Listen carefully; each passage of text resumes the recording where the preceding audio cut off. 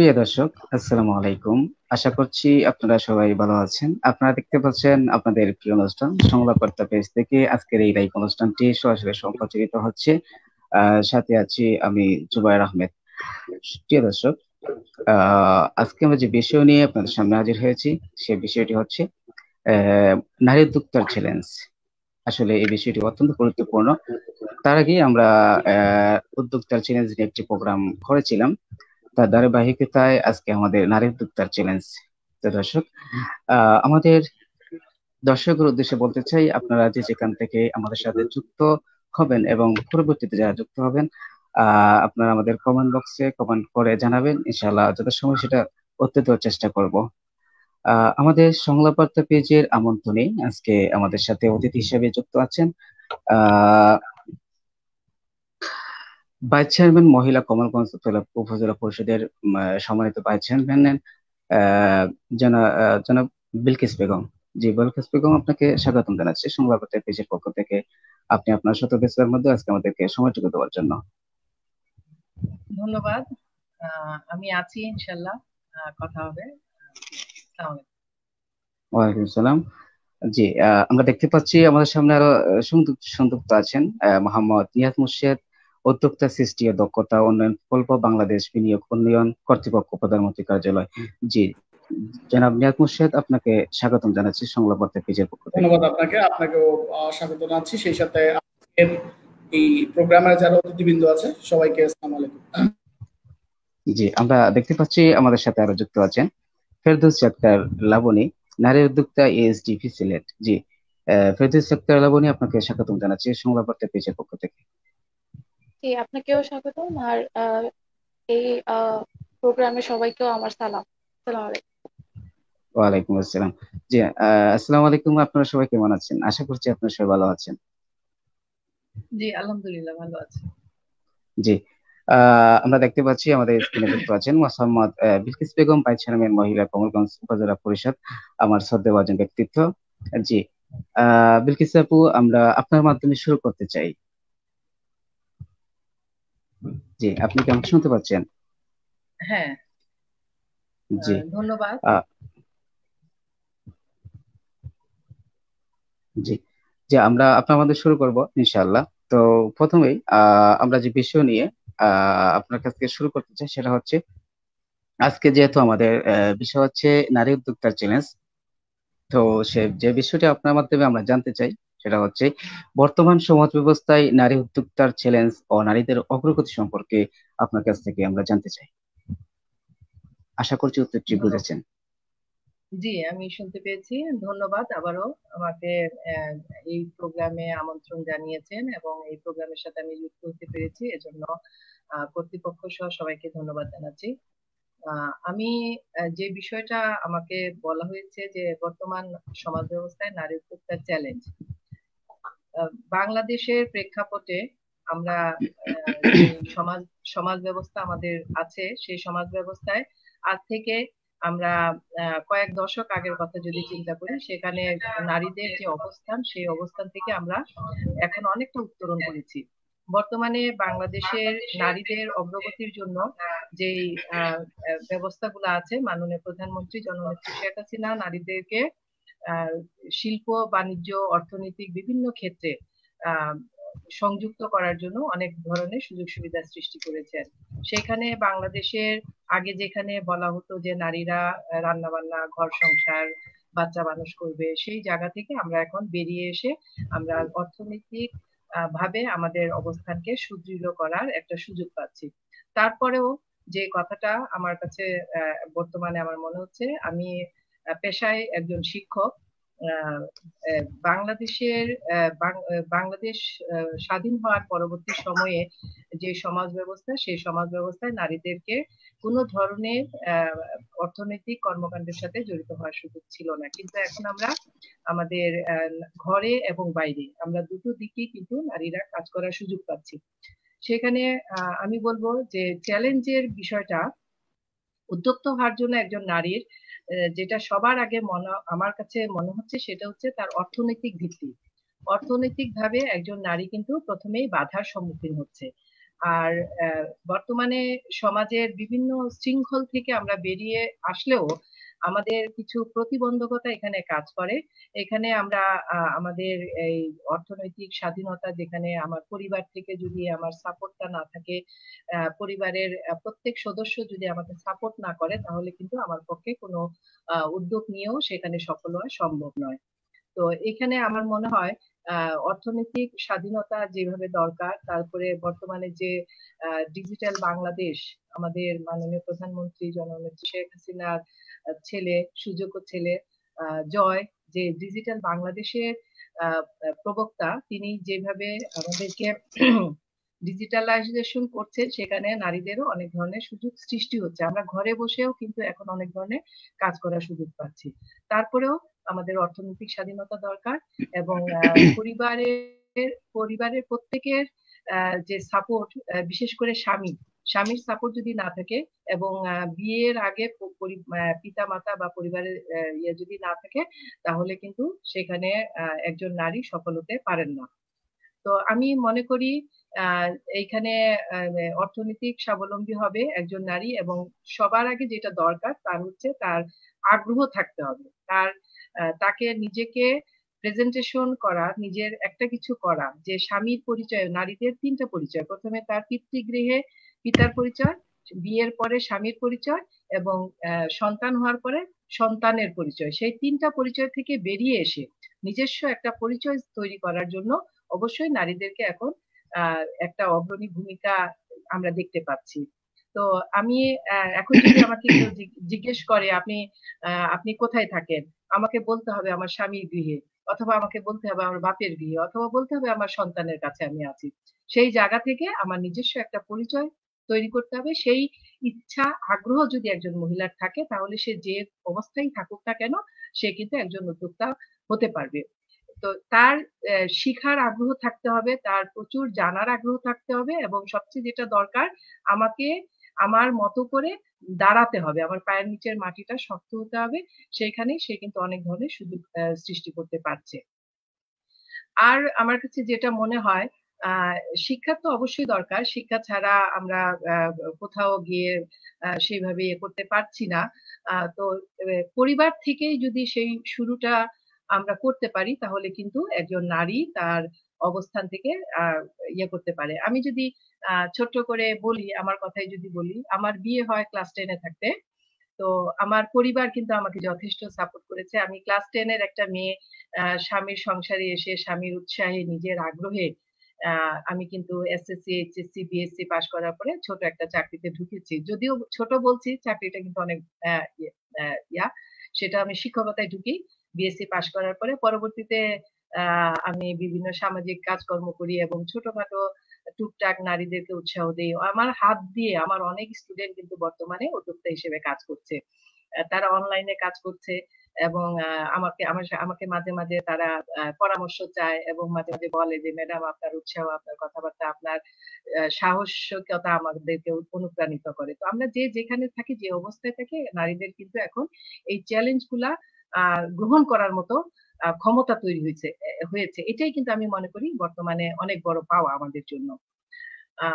আমি কি এই বিষয়টা আরেকটু ডিটেলসে বলবো, না অন্য কাউকে সুযোগ দেব? জুবাইর ভাই। জি, সংক্ষেপে আর একটু বলতে পারেন, যেহেতু আমার সাথে আর অতিথি আছেন, সংক্ষেপে। এখানে আমাদের যে ইয়েটা, নারীদের অগ্রগতির কথা যদি আমরা বলি, আমরা এখন আপনারা দেখতে পাচ্ছেন একজন নারী যেভাবে ঘর সংসার সামলিয়ে এখন কিন্তু বিভিন্ন জায়গায়, প্রশাসনিক বিভিন্ন জায়গায় আপনি যদি দেখেন, অনেক টিওনো, তারপরে ডিসি লেভেলের মানুষ এখন প্রশাসক হিসেবে কিন্তু নারীরা কাজ করে যাচ্ছে। আমরা মাননীয় প্রধানমন্ত্রীকে দেখছি যে তিনি কিভাবে দেশের শাসন ভার উনার হাতে আছে। তারপরে আমরা যদি স্পিকারকে দেখি, তাদের কথা যদি বাদও দিই, আমরা এখন দেখেন অনেক ডিসি, অনেক জেলা প্রশাসক, উপজেলা লেভেলের প্রশাসক, আমরা অনেকের সাথে উপজেলা, আমি ভাইস চেয়ারম্যান নির্বাচিত হওয়ার পরে অনেক মহিলা প্রশাসককে পেয়েছি যারা এখন কিন্তু কাজ করছে। এখন যেখানে মহিলাদের পদচারণা বৃদ্ধি পাবে, সেখানে একজন মহিলা কিন্তু উদ্যোক্তা হিসেবে নিজেকে তাকে প্রকাশ করতে পারবে। তার যে মেন্টালি সাপোর্টটা, সে কিন্তু মেন্টাল সাপোর্টটা পাচ্ছে। আর কিছু কিছু ব্যাপারে আছে যে আমরা যদি দেখি অর্থনৈতিক বিষয়গুলা, বর্তমানে অনেক ব্যাংক বা অর্থনৈতিক প্রতিষ্ঠান নারীদেরকে কিন্তু সহজ শর্তে অথবা বিনা শর্তে অনেক ঋণের ব্যবস্থা, ক্ষুদ্র এবং মাঝারি ঋণের ব্যবস্থা করছে। আমরা অনেকে এই ক্ষুদ্র এবং মাঝারি ঋণের ব্যাপারে অনেক মহিলা এখনো সেভাবে জানি না। আমরা কিন্তু এই সুযোগগুলো নিতে পারি। নারীদের জন্য, নারী উদ্যোক্তাদের জন্য খুব সহজ শর্তে ঋণের কার্যক্রম বিভিন্ন ব্যাংক এবং প্রতিষ্ঠান দিয়ে থাকে, এবং তারা বুটিক, পার্লার, তারপরে অনলাইনে যে ইয়েগুলা আমরা সেখানে অনেকে সফলভাবে তারা ব্যবসা করে যাচ্ছে।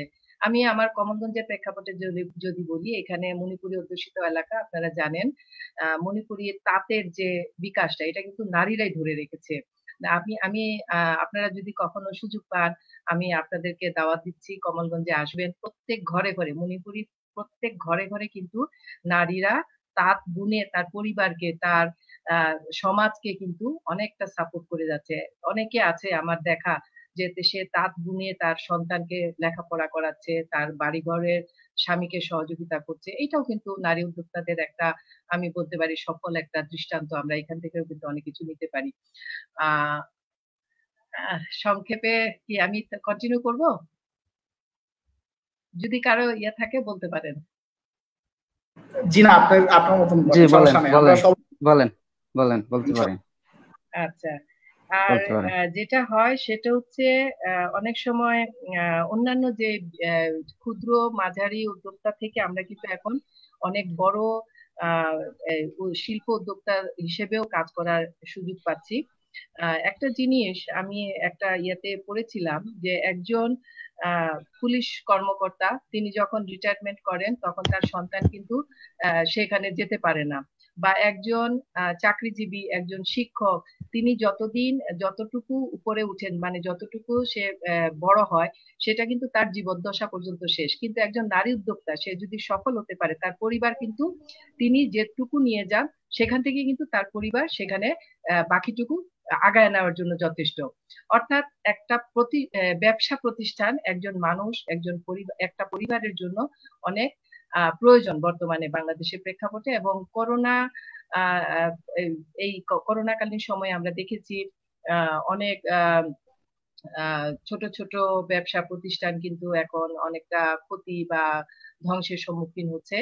আমরা বলবো এখানে আমরা আমরা উপজেলা লেভেলে এখানে কিছুদিন আগে আমাদের একটা সেমিনার হয়ে গেছে। এখানে সেই সেমিনারে যে কথাটা আসছে যে আমরা ক্ষুদ্র এবং মাঝারি যে উদ্যোক্তা আছেন তাদেরকে আমরা কিভাবে সাপোর্ট দিতে পারি। সেখানে কোভিড-19 যে প্রভাব পড়েছে সেখানে আমরা আমাদের কমলগঞ্জের যে ব্যাংকগুলো আছে তাদের সাথে বসবো। আমরা এরকম একটা সিদ্ধান্ত আছে যে আমরা তাদেরকে খুবই সহজভাবে যাতে তারা আর্থিক বিষয়টা নিয়ে কাজ করতে পারে, এবং মণিপুরীদের যে তাঁত এবং অন্যান্য এখানে পান চাষিরা আছে, এখানে কিন্তু পান চাষিও কিন্তু খাসিরা পান চাষের সাথে জড়িত।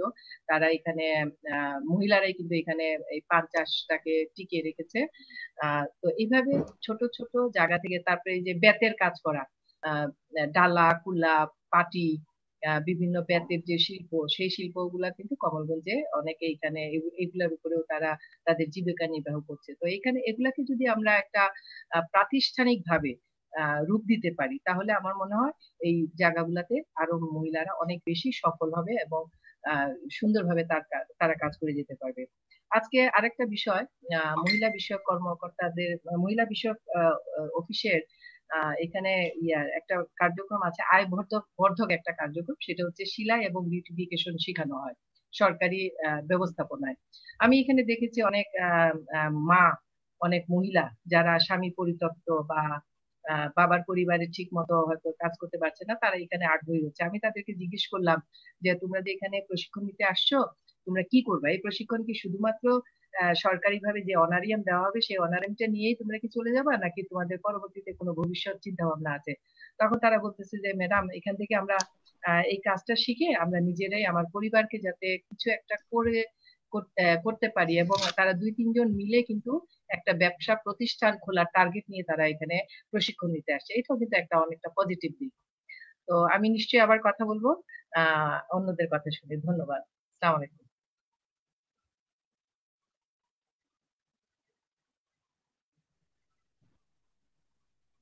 জি, ধন্যবাদ আপনাকে। আমরা খুব সুন্দর গুরুত্বপূর্ণ কথাগুলো শুনছিলাম। যতই শুনি ততই ভালো লাগে। আহ বিলকিস আপু, আমরা আবার আপনার কাছে আসবো। এই মুহূর্তে আমরা চলে যাচ্ছি মোহাম্মদ নিয়াজ মুর্শেদ। জি, মোহাম্মদ নিয়াজ মুর্শেদ, আপনি কি আমাকে শুনতে পাচ্ছেন? আজি আর শুনতে পাচ্ছি, বলুন। জি, আপনাকে আপনাকে আন্তরিক ধন্যবাদ এবং স্বাগতম জানাচ্ছি আমাদের সংবাদপত্রের পেজের পক্ষ থেকে। আপনি আপনার শত ব্যস্ততার মধ্যে আজকে আমাদেরকে সময়টুকু দেওয়ার জন্য। জি, জনাব নিয়াজ মোর্শেদ, আমরা যে বিষয়টি আপনার কাছ থেকে জানতে চাই সেটা হচ্ছে যে আজকে যেহেতু আমাদের বিষয় হচ্ছে নারী উদ্যোক্তার চ্যালেঞ্জ, তো প্রশ্নটাই সেই রকম যে নারী উদ্যোক্তা কি, কিভাবে একজন নারী উদ্যোক্তা হওয়া যায়। আশা করছি উত্তরটা ধন্যবাদ বুঝেছেন। জুবায়ের আহমেদ। প্রথমে ধন্যবাদ জানাই সংবাদ টিভি সংলাপ বার্তাকে আজকে এই একটা সুন্দর প্রোগ্রাম আয়োজন করার জন্য। আজকে আমাদের সাথে উপস্থিত আছেন একজন শিক্ষক। সবসময় শিক্ষকদের শ্রদ্ধা করি, কারণ শিক্ষকরা হচ্ছে আমাদের আজকে আলোর দিশারি দেখায়। সেই সাথে সাথে তিনি একজন জনপ্রতিনিধি। আমার যেহেতু মৌলভীবাজারে আমি অনেকদিন কাজ করি, সেই সুবাদে তার সাথে আমার মোটামুটি কার্যক্রম বা অন্য ধারণা আছে। আসলে খুব জনপ্রিয় একজন জনপ্রতিনিধি। সাথে আছে একজন উদ্যোক্তা, নারী উদ্যোক্তা এবং সফল নারী উদ্যোক্তা, যে আজকে সমাজ ব্যবস্থাকে চেঞ্জ করে আজকে খুব আধুনিকতার মধ্যে দিয়ে খুব ভালোভাবে যে একজন সফল নারী উদ্যোক্তা হিসেবে আত্মপ্রকাশ করেছে। আমি সবাইকে স্বাগত জানাচ্ছি। সেই সাথে আজকে যারা এই অনুষ্ঠানটি দেখছেন দেশে এবং দেশের বাইরে, সবাইকে শুভেচ্ছা। আসসালামু আলাইকুম। আসলে একজন নারী উদ্যোক্তা হওয়ার জন্য আসলে কি লাগে, প্রশ্নটা আসলে আমি যদি উত্তর দিই এক কথা বলবো, আসলে কিছুই লাগে না। একজন নারী যখন মানে বাস্তবতার মধ্যে চলাফেরা করে বা তার পড়াশোনার লাইফটা শেষ করে সে যদি বিয়ে করে, সংসার করে, সেক্ষেত্রে সে উদ্যোক্তা হিসেবে আত্মপ্রকাশ করে। কিভাবে? আপনার ব্যবসা করে, আমি ডাউন সার্ভিস, যদি নারী ব্যবসা করে সেক্ষেত্রে উদ্যোক্তা হয়, সেটা তো বাস্তবতা। আসলে ব্যবসা ছাড়াই আমরা অদৃশ্যভাবে নারীরা যে উদ্যোক্তা হিসেবে আত্মপ্রকাশ করে সেটা আমরা আসলে দেখি না কখনো। ধরা যাক, আমার মায়ের কথাই বলবো আমি। আমার মা তার সংসারের পাশাপাশি সে প্রথমত হাঁস মুরগি পালন করেছে, সেই বা অন্য কিছু একটা করেছে, সেলাই করেছে, যেটা তার এক্সট্রা অর্ডিনারি, মানে এক্সট্রা ভাবে কোনো কাজ ছিল। তো সেও কিন্তু একজন উদ্যোক্তা, এবং সবজি চাষ করতো এবং কৃষিকাজ করতো। হয়তোবা তারে আমরা সার্টিফিকেট ভাই উদ্যোক্তা বলি না, কিন্তু আসলে সে উদ্যোক্তা। এখন কথা হচ্ছে যে উদ্যোক্তা কি শুধু এর মধ্যেই সীমাবদ্ধ থাকবে, নাকি আমাদের আসলে একদম আমি যেমন একটা পুরুষ উদ্যোক্তাকে যে বলি উদ্যোক্তা হয়েছে, সেভাবে নারীও একজন উদ্যোক্তাকে উদ্যোক্তা হিসেবে আত্মপ্রকাশ করার অবশ্যই দরকার আছে। সেক্ষেত্রে একজন নারী খুব সহজেই উদ্যোক্তা হতে পারে, তার যদি মনোবল দৃঢ় থাকে, সাহস থাকে, এবং তার যদি মানে সত্যি করে কোনো সে যদি প্ল্যান করে থাকে সে উদ্যোক্তা হবে, স্বপ্ন দেখে থাকে এবং স্বপ্ন বাস্তবায়নের জন্য সে কাজ করে, অবশ্যই সে একজন সফল উদ্যোক্তা হিসেবে আত্মপ্রকাশ করবে। আমরা যদি একটু দেখি, আমাদের বেগম রোকেয়া থেকে শুরু করে আজকে যে অবস্থানে আমরা আছি, বাংলাদেশ বিশ্বের কাছে এখন একটা রোল মডেল সব ক্ষেত্রেই। ঠিক তেমনি নারী উদ্যোক্তাদের ক্ষেত্রে বাংলাদেশ এখন রোল মডেল। বাংলাদেশে অনেক অনেক বড় ব্যবসায়ী আছে যারা নারী উদ্যোক্তা। এবং আমি যদি মৌলভীবাজারের কথা বলি বা সিলেটের কথা বলি, অনেক সফল নারী উদ্যোক্তা আছে। যেহেতু আমি উদ্যোক্তা নিয়ে কাজ করি, বাংলাদেশ বিনিয়োগ উন্নয়ন কর্তৃপক্ষের উদ্যোক্তা সৃষ্টি ও দক্ষতা উন্নয়ন প্রকল্পের উদ্যোক্তা সহায়তা কেন্দ্র এবং বিনিয়োগ সহায়তা কেন্দ্রর যে অফিসটা মৌলভীবাজারে আছে, এখানে আমি কর্মরত আছি জেলা প্রশিক্ষক সমন্বয়ক হিসাবে। তো সেই সুবাদে আমি অনেক নারী উদ্যোক্তাদের সাথে আমার এখানে আসে, তারা প্রশিক্ষণ নিয়ে উদ্যোক্তা হয়, এবং অনেক নারী উদ্যোক্তা দেখা যায় যে তারা ইতিমধ্যে উদ্যোক্তা হিসেবে আত্মপ্রকাশ করেছে। তো দেখা যায় যে তুলনামূলকভাবে নারী উদ্যোক্তা হওয়ার পার্সেন্টেজটা আসলে খুবই বেশি। যে প্রশিক্ষক হিসাবে আমি বলতে পারি যে আমাদের এখানে যারা প্রশিক্ষণ নিয়েছে ইতিমধ্যে, তার মধ্যে যত নারী উদ্যোক্তা প্রশিক্ষণ নিয়েছে, তাদের উদ্যোক্তা হিসাবে আত্মপ্রকাশের পার্সেন্টেজটা খুবই বেশি। আমি যদি একটু ক্যালকুলেশন আপনাকে বলি, যে আমার এখানে ধরেন প্রায় অলমোস্ট 60 জনের মতো নারী উদ্যোক্তা তাদের প্রশিক্ষণ সম্পন্ন করেছে। সেই 60 জনের মধ্যে প্রায় 36 জন নারী উদ্যোক্তা তারা উদ্যোক্তা হিসাবে আত্মপ্রকাশ করেছে, এবং শুধু উদ্যোক্তা হিসাবে না, তারা প্রপার বিজনেস করতে যা যা লাগে, ট্রেড লাইসেন্স করা এবং অন্যান্য লাইসেন্স কমপ্লিট করে তারা উদ্যোক্তা হিসেবে আত্মপ্রকাশ করেছে। এখন চ্যালেঞ্জগুলো তো আসলে সব ক্ষেত্রেই আসে নারীদের, নারী কেন পুরুষের ক্ষেত্রে একজন উদ্যোক্তাদের জন্য অনেক চ্যালেঞ্জ থাকে। দেখা যায় যে অনেক মানুষ উদ্যোক্তা হওয়ার জন্য খুবই আগ্রহ নিয়ে আসে, যখন কোনো চ্যালেঞ্জের মুখে পড়ে বা তাদের কোনো ইয়ে থাকে তখন উদ্যোক্তা হিসেবে আর সে ঝরে পড়ে। কিন্তু নারী উদ্যোক্তার আসলে চ্যালেঞ্জ পুরুষ উদ্যোক্তাদের থেকে একটু বেশি, কারণ একজন নারী উদ্যোক্তা যখন আপনার উদ্যোক্তা হতে যায় তখন তার প্রথম বাধা আসে ঘর থেকে, যে আসলে কেন তুমি বিজনেস করবা বা কেন তুমি উদ্যোক্তা হবা, এটা নিজের ঘর থেকেই বলে যে এটা করা যাবে না। আমাদের একটা ধ্যানজি ধারণা আছে যে মেয়েদের ব্যবসা করলেন, ব্যবসা করার কোনো নিয়ম নাই বা এরকম কিছু। কিন্তু আপনি আসলে ব্যবসা করা এমন একটা জিনিস বা উদ্যোক্তা হওয়ার জন্য এরকম নিয়ম বাধার মধ্যে থাকলে আমাদের এখন আর চলবে না, কারণ আমাদের অর্থনীতির জন্য নারী উদ্যোক্তারা কিন্তু ব্যাপকভাবে ভূমিকা রেখে চলেছে। এবং সেই জন্য দেখা যায় নারী উদ্যোক্তা ঘরের গণ্ডি যদি মানে ঘরের সাপোর্টটাও পায়, তারপর দেখা যায় যে প্রতিবেশী বা বাইরের লোকজন একটু ভালো চোখে দেখে না যে আসলে একটা নারী উদ্যোক্তা কেন নারী ব্যবসা করবে বা নারীরা কাজ করবে, এটা আসলে দেখে না। তবে আবার এটাও সত্য যে যখন ওই নারী উদ্যোক্তা হয়ে যখন সফল হয় তখন আবার তারাই উৎসাহ দেয়, তারা মানে শুভেচ্ছা জানায় যে আসলে উনি খুব ভালো উদ্যোক্তা হয়েছে, এবং এই উদ্যোক্তা হওয়ার জন্য কি তার কাছে পরামর্শ নিতে অনেকে আসে এবং তাকে দেখে অনুপ্রাণিত হয় তাদের যে ফ্যামিলির যে নারীরা আছে তাদেরকে উৎসাহিত করে উদ্যোক্তা হওয়ার জন্য। তো আসলে নারীর জন্য অনেক চ্যালেঞ্জ আছে, আমি আজকে আলোচনার মধ্যে আরো বলবো। তো আমি পরবর্তী প্রশ্নের জন্য বা পরবর্তী আরো আলোচনা হবে। ধন্যবাদ। জি, ধন্যবাদ আপনাকে। আমরা আবারও আপনার কাছে আসবো। আমরা এই মুহূর্তে চলে যাচ্ছি, আমাদের সাথে স্ক্রিনে যুক্ত আছেন, আমরা দেখতে পাচ্ছি ফেরদৌস শেখ তেলাবনী। যে ফেরদৌস শেখ তেলাবনী, আপনি কি আমাকে শুনতে পাচ্ছেন? জি, শুনতে পাচ্ছি। জি, আপনাকে স্বাগতম জানাচ্ছি। এর সাথে সাথে আমরা যে জিনিসটি আপনার মাধ্যমে জানতে চাই সেটা হচ্ছে, একজন সফল নারী উদ্যোক্তা হতে হলে ওনার কি কি গুণাবলী থাকা দরকার। আশা করছি উত্তরটি বুঝেছেন। জি, ধন্যবাদ জুবাইর ভাই। আর আজকে জি, ধন্যবাদ এই আপনাকে।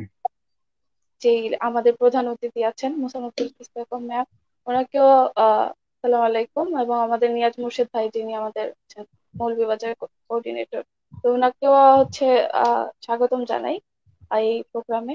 আর যারা যারা দেখছেন সবাইকে জানাচ্ছি আমার সালাম আলাইকুম। আমি মূলত হচ্ছি সিলেটের একজন উদ্যোক্তা, অষ্টম ব্যাচের ইএসটিপির। এটা আমি প্রাউডলি ফিল করে বলি যে না, এখন আমি হচ্ছি ইএসটিপির একজন উদ্যোক্তা। আহ আপনি যেটা বলছেন যে একজন নারী উদ্যোক্তার কি কি গুণাবলী থাকা উচিত, যেহেতু আমি একজন নতুন একজন নারী উদ্যোক্তা, সেহেতু আমি যেটা মনে করি যে একজন নারী উদ্যোক্তাকে অবশ্যই যে যে গুণাবলী থাকতে হবে সেগুলো হচ্ছে যে একজন নারীকে অবশ্যই আত্মবিশ্বাসী হতে হবে। যদি উনি নিজের মধ্যে নিজের আত্মবিশ্বাস যদি না থাকে তাহলে কিন্তু উনি একজন নারী উদ্যোক্তা হতে পারবেন না। তখন উনি কারণ আমাদের সমাজ বলেন বা আমাদের যে পরিবার থেকে যে বাধাগুলো আছে সেগুলো যদি উনি ফেস করেন, ওনার নিজের মধ্যে যদি আত্মবিশ্বাস গুলো না থাকে তাহলে উনি কিন্তু সেই নারী উদ্যোক্তা সফল উদ্যোক্তা হতে পারছেন না। আরেকটা হচ্ছে যে উনি নারী উদ্যোক্তা হতে গেলে অবশ্যই ওনাকে ধৈর্যশীল হতে হবে, কারণ এত এত যেই বাধা এগুলা কিন্তু ওভারকাম করতে হবে আমাদের। তো যদি ধৈর্যশীল উনি না হন সেহেতু দেখা যাবে যে উনি গিভ আপ করে ফেলবেন। আর সবচেয়ে বড় কথা হচ্ছে ওনাকে কঠোর পরিশ্রমী হতে হবে। যে যে কোনো কাজেই হোক, ওনাকে একটু যদি কঠোর পরিশ্রমী যদি না হন উনি যে কোনো কাজেই সহজেই গিভ আপ করবেন। আর হচ্ছে লক্ষ্য স্থির থাকতে হবে ওনাকে। জি, আপনার কি শেষ হয়েছে? জি, ধন্যবাদ আপনাকে। জি, আমরা আবারও আপনার কাছে আসবো। যে আমরা এই মুহূর্তে চলে যাচ্ছি আমাদের শ্রদ্ধাভাজন আজকের অনুষ্ঠানের আমার প্রান্তীয় রাজনীতি ব্যক্তিত্ব বিলকিস বেগম আপু। জি, আপনি কি আমাকে শুনতে পাচ্ছেন?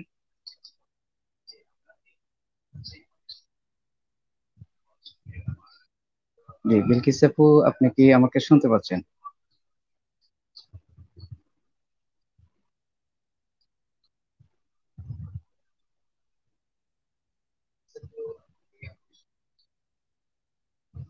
জি, আপনার হয়তো আহ শুনতে চাচ্ছি। জি জি, ধন্যবাদ আপনাকে।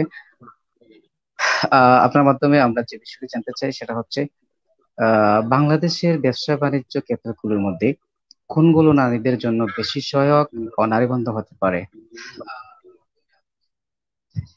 আশা করছি উত্তরটি বুঝেছেন। ধন্যবাদ আবারও।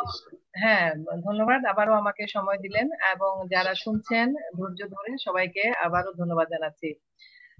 বাংলাদেশের প্রেক্ষাপটে যেখানে নারীর যে বেশি সহায়ক, নারী বান্ধব আমরা যদি বলি, আমি আমার প্রথম বক্তব্যে বলেছিলাম যে যেখানে পার্লার, তারপরে বুটিক, বাটিকের কাজ, তারপরে আমাদের মণিপুরি কাপড় বা শাড়ির যে ক্ষেত্রগুলো, এগুলা অনেকটা নারী বান্ধব। এখানে বিশেষ করে অনলাইনে এখন আমরা সহজেই কিন্তু আমাদের ব্যবসাগুলা চালিয়ে নিতে পারছি, বিশেষ করে এই সময়টা যেখানে আমাদের বাহিরে সুযোগটা একটু কম।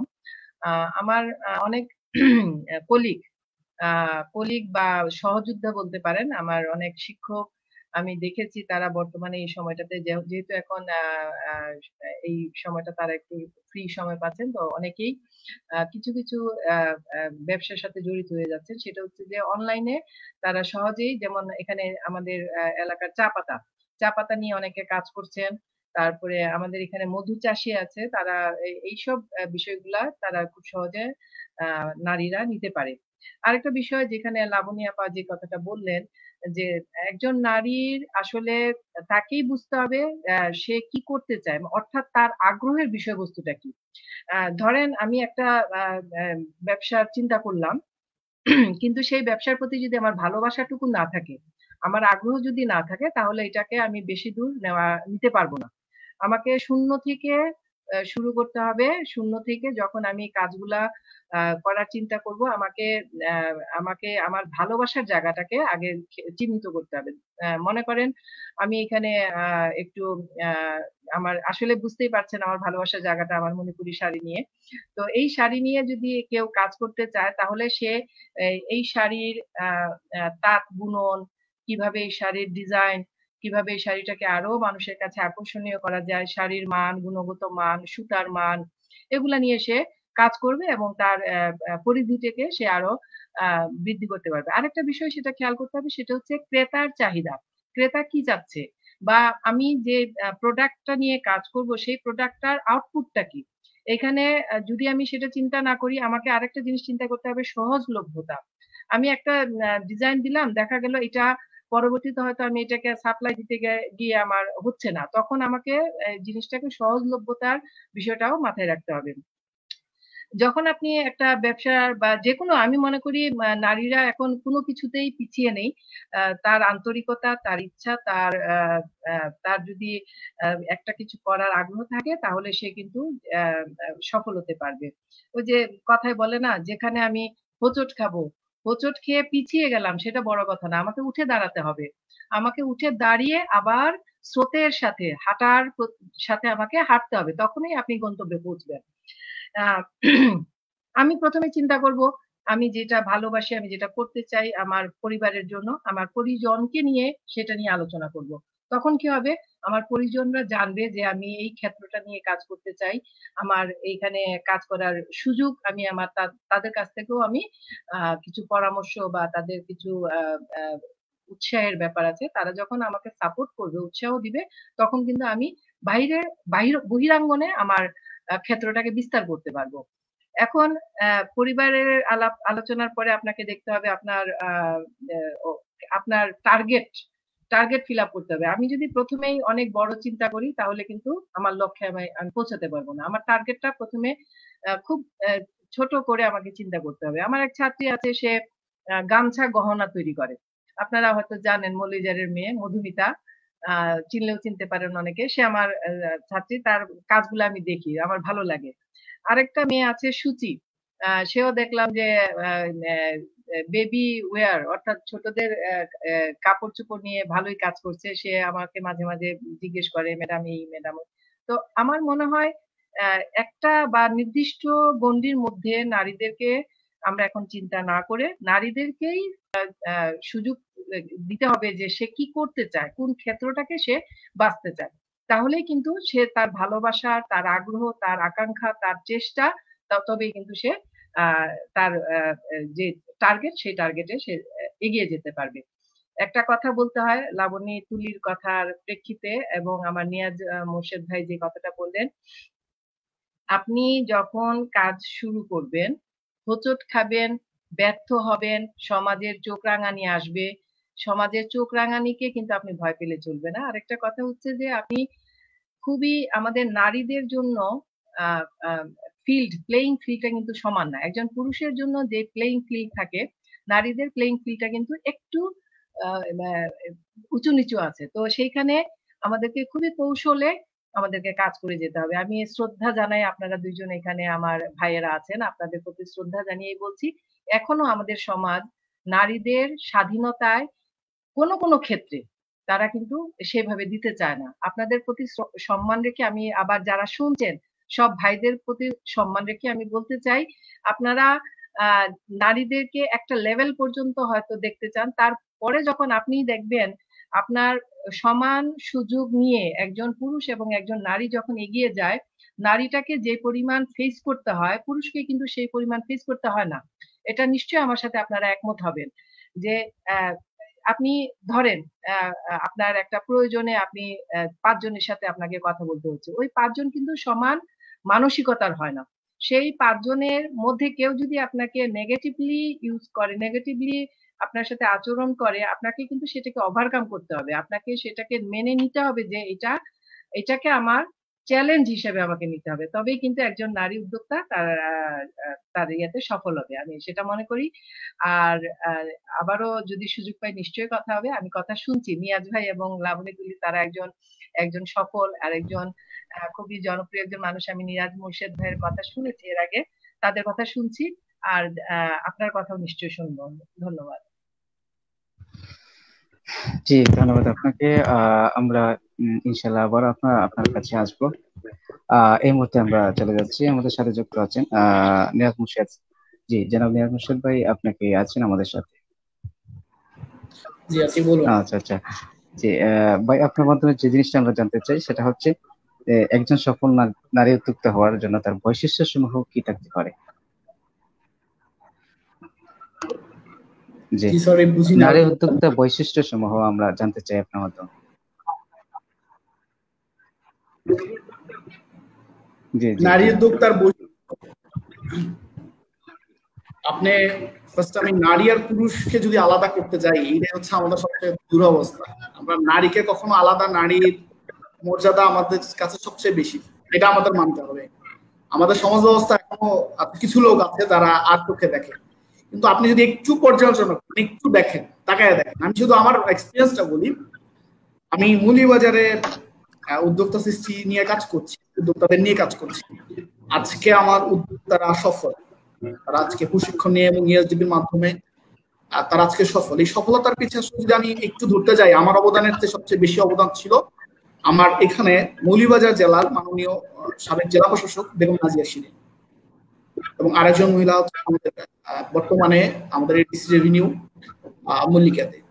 এই দুজনের কথা যদি আমি একটু বলি, যে আমি আসলে উদ্যোক্তাদের যে কোনো বিষয়, যে কোনো সমস্যা বলেন, উদ্যোক্তাকে অনুপ্রাণিত করা বলেন, সবকিছুর বিষয়ে এই দুজন যতটুকু আমাকে হেল্প করেছে, বাস্তবতা হচ্ছে যে আজকে আমাদের উদ্যোক্তারা যে সফল, সেখানে সবচেয়ে অনুপ্রেরণা কাজ করছে এই দুজনের মাধ্যমে।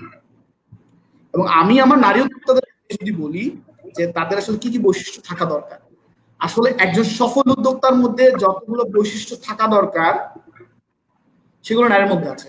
প্রথমত দেখেন, আমরা যারা পুরুষ আছি তারা কিন্তু একটা ব্যবসা করতে গেলে ব্যবসা লাভ করার আগে তার মূলধনই খরচ করে ফেলি, এবং নারী উদ্যোক্তাদের গুণ আছে যে তারা এই খরচের বিষয়ে খুব হিসাব নিকাশ করে তারপর তারা এই খরচগুলো করে থাকে এবং তাদের ক্যালকুলেশন। আমি যদি একটা উদ্যোক্তার জন্য সবচেয়ে গুরুত্বপূর্ণ বিষয় হচ্ছে তার বিজনেস প্ল্যান না থাকলে সে কোনো উদ্যোক্তাই সফল হবে না। এই নারী উদ্যোক্তা তাদের বিজনেস প্ল্যান খুবই সুন্দর থাকে এবং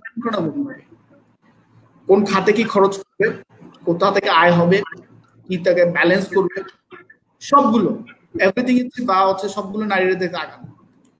এবং নারীদের ধৈর্যের যে একটা বিষয় আছে, উদ্যোক্তার জন্য সবচেয়ে মূল গুণ হচ্ছে সে তার ধৈর্য থাকতে হবে।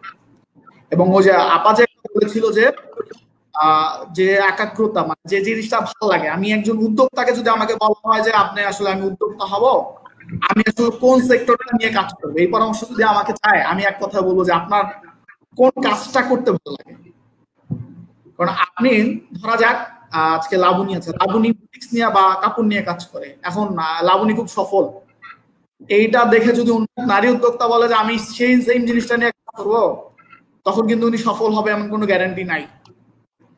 আর নারীদের এই উদ্যোক্তা সিলেকশনের বিষয়ে আমি আর মনে করি না যে এই শাড়ি চুড়ি বা বুটিক্স এর মধ্যে সীমাবদ্ধের মধ্যে নাই। যেমন আমি আপনাকে ছোট্ট একটা উদাহরণ দিই, যে আমাদের সিলেটের উদ্যোক্তা আছে একজন রুবা খানম, আমাদের মৌলভীবাজারের একজন উদ্যোক্তা আছে রেহানা। এই রুবা খান এবং এই দুজন হচ্ছে অ্যাগ্রো নিয়ে কাজ করছে, যে আমাদের সবচেয়ে গুরুত্বপূর্ণ বিষয় যে কৃষি, এবং সেই কৃষিটা আধুনিক কৃষি যেটা বলে, সে আধুনিক কৃষির মতো কৃষিগুলো নিয়ে কাজ করছে। তারা কিন্তু শিক্ষিত, রুবা খানম খুব শিক্ষিত, তার টোটাল ফ্যামিলিটা লন্ডনে বসবাস করে বাবা থেকে, শুধু সে একা দেশে আছে। সে দেশে থেকে সে কিন্তু চাইলে পারতো যে তার ফ্যামিলি যে পরিমাণ আয় আসে সে থেকে নিজে চলতে পারতো ভালোভাবে, কিন্তু সে বসে থাকেনি। তার মধ্যে একটা স্বপ্ন ছিল সে উদ্যোক্তা হবে এবং কৃষি উদ্যোক্তা। সে তার অন্য বিজনেস চুজ করতে পারতো, কিন্তু সেটা না করে তার ভালো লেগেছে কৃষিকাজ। সে কৃষিকাজকে সে নিয়েছে। সে ইতিমধ্যে আমাদের মাননীয় প্রধানমন্ত্রী মাননীয় প্রধানমন্ত্রী আর কাছে সে আপনার জাতীয় পুরস্কার গ্রহণ করেছে, এবং সে সফল একজন নারী উদ্যোক্তা। আমি রেহানা আক্তার কথা বলেছিলাম, রেহানা আক্তার কৃষি নিয়ে কাজ করছে। সে পেশায় আইনজীবী, সে আইনজীবীর পেশায় না গিয়ে সে আধুনিক কৃষির মধ্যে সে ইনভলভ হয়ে গেছে, এবং সে ভালোভাবে, এবং তার ফার্মের মধ্যে সব অর্গানিক প্রোডাক্ট, অর্গানিক শাকসবজি, অর্গানিক ফলমূল এবং গবাদি পশু সমস্তভাবে সে করে যাচ্ছে বলছে। এরপর আসেন এই যে আপনার কাপড় চোপড় নিয়ে যদি বলি, আমার নারী উদ্যোক্তাদের মধ্যে কাপড় চোপড় নিয়ে অনেক মানুষ কাজ করে, এবং এই কাপড় চোপড় নিয়ে না, আমি যদি লাবণী দিয়ে উদাহরণ দিই, লাবণী যে জিনিসটা নিয়ে কাজ করছে, আমি একটু বলে নিই। লাবণী হচ্ছে আমাদের উদ্যোক্তা সৃষ্ট প্রকল্প সিলেট জেলার উদ্যোক্তা, তো সেই সুবাদে আমি তার সবকিছুই মোটামুটি জানি। তো লাবণী যেটা করছে, আমাদের দেশের জামদানি শাড়িটাকে সে ব্র্যান্ডিং করছে বিদেশে, দেশের বাইরে। সে এখন দেশের মধ্যে নাই, দেশের বাইরে ব্র্যান্ডিং এর জন্য কাজ করছে। আমাদের এখানে আছে একজন সোনিয়া মান্নান, আমাদের তো জানেন মৌলভীবাজার খুব বিখ্যাত মণিপুরি শাড়ি এবং জুন শাড়ি নিয়ে।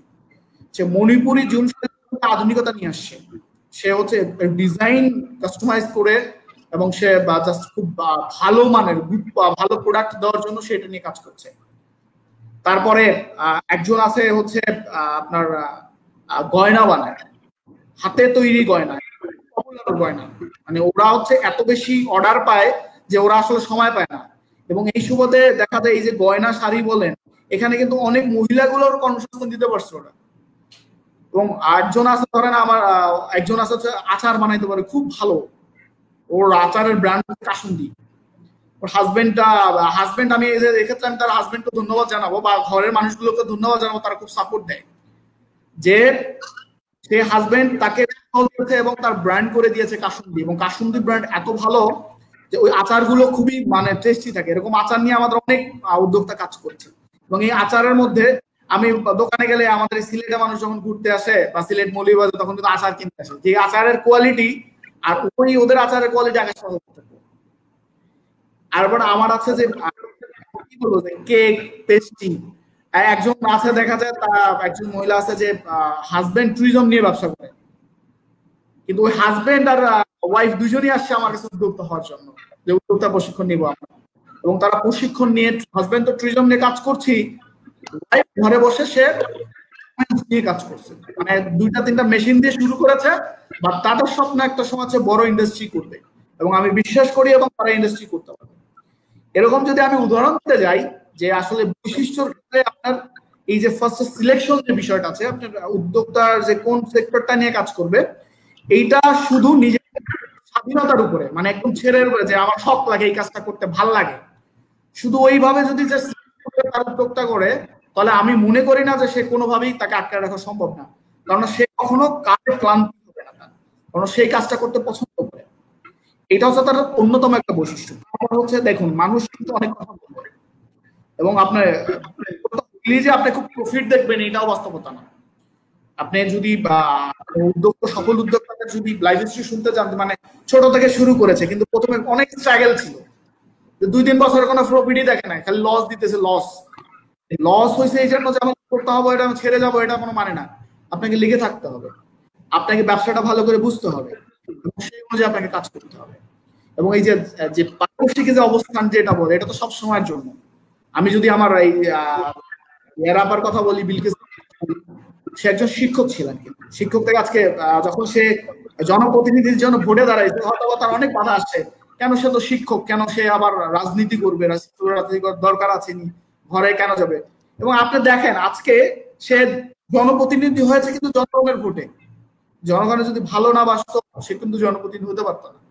এবং তারা ভালোবেসেছে, সে সফল। সে কাজের ক্ষেত্রে এবং উদ্যোক্তার ক্ষেত্রে নারী পুরুষ বৈষম্য বা নারী পুরুষ সিলেকশন করা বোকামি ছাড়া আর কিছুই না। আমার প্রত্যেকজন মানুষের মধ্যে স্পেশাল কোনো না কোনো গুণ থাকে, সেটা নারী হোক পুরুষ হোক। এবং এইটা আমরা যেহেতু বাংলাদেশে বাস করি, বাংলাদেশের আইন বলে, অন্যান্য প্রেক্ষাপট বলেন, সেক্ষেত্রে সম অধিকার নারীদের, এবং আমরা ঘরে থেকে সম অধিকার দেওয়া, এবং আমাদের ধর্মতেও কিন্তু সম অধিকারের একটা বিষয় আছে। কিন্তু নারীকে সম্মান করতে হবে। আমি যদি আমার মাকে সম্মান করি, আমি কেন অন্য একটা মেয়েকে সম্মান করতে পারবো না? একজন অন্য উদ্যোক্তাকে সম্মান করতে পারবো না? আমি তাকে উৎসাহ দিব। আমি সবসময়ের জন্য আমার নারী উদ্যোক্তার উৎসাহ দিই, কোনোভাবে হারার কোনো কিছু নেই। আমি সবসময় চেষ্টা করি যে আমাদের উদ্যোক্তাদের সাথে অন্য যারা এই বিজনেস করে, এই বিজনেসের সাথে লিঙ্কেজ ডেভেলপমেন্ট কি করা যায়, যে যাতে খুব সহজে এই কাজগুলো করা যায়। আমি যে কাজ করেছি এর মধ্যে লাবণী এক্সপোর্ট, এই ছোট ছোট আকারে বিদেশে কাপড় পাঠায়, এটা আমার অন্য নারী উদ্যোক্তাদের সাথে এঙ্গেজ করে দিয়েছে, যে এর মাধ্যমে তুমি চাইলে আপনার চাইলে আপনার আত্মীয় স্বজনের কাছে কাপড় বা বিজনেস করতে পারবেন। তো বৈশিষ্ট্যর করে শেষ হবে না। প্রত্যেকটা বৈশিষ্ট্য আপনার যে নারী উদ্যোক্তা হওয়ার জন্য যা যা প্রয়োজন সবগুলোই থাকতে হবে। কোনো ক্ষেত্রে তাকে হার মানা চলবে না এবং তাকে একাগ্রতাভাবে কাজ করতে হবে। এবং সবচেয়ে গুরুত্বপূর্ণ বিষয়টা হচ্ছে পরিবার এবং সমাজ ব্যবস্থা অবশ্যই আমার মানসিকতা চেঞ্জ করে তাকে একটা ভালো সাপোর্ট দিতে হবে। ঠিক আছে, আরো আলোচনা করবো। ধন্যবাদ।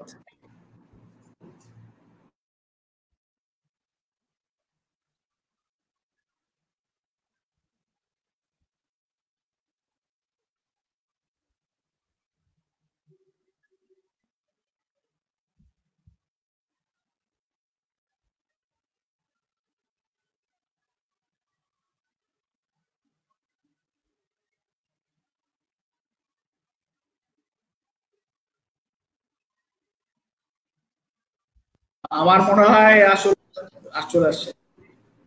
জি, আমরা এই মুহূর্তে চলে যাচ্ছি, আমাদের সাথে যুক্ত আছেন ফেরদৌসী আক্তার লাবণী। জি আপু, আপনি আমাকে শুনতে পাচ্ছেন? জি, শুনতে পাচ্ছি। জি, আবার আমরা আপনার কাছে আসলাম। আপনার মাধ্যমে যে জিনিসটি আমরা জানতে চাই সেটা হচ্ছে যে একজন সফল নারী উদ্যোক্তা হতে হলে কি কি করণীয় ও বর্জনীয়। আশা করছি উত্তরটি বুঝেছেন। জি, ধন্যবাদ আপনাকে। সেই সাথে আমি ধন্যবাদ জানাতে চাই আমাদের নিয়াজ মুর্তজা স্যারকে এবং আমাদের সিলেটের কোঅর্ডিনেটর ভাইকে, যে ওনারা আসলে এত বেশি আমাদের নারী উদ্যোক্তাদেরকে এত বেশি সাপোর্ট করেন। এই এসটিপির মাধ্যমে আমরা এত বেশি সাপোর্ট পাচ্ছি, যার কারণে আমাদের কিন্তু নিজের যে আত্মবিশ্বাসটা বলেন সেটা কিন্তু অনেক বেশি আগে তো ছিল, সেটা আরো বেশি দ্বিগুণ হয়ে যাচ্ছে।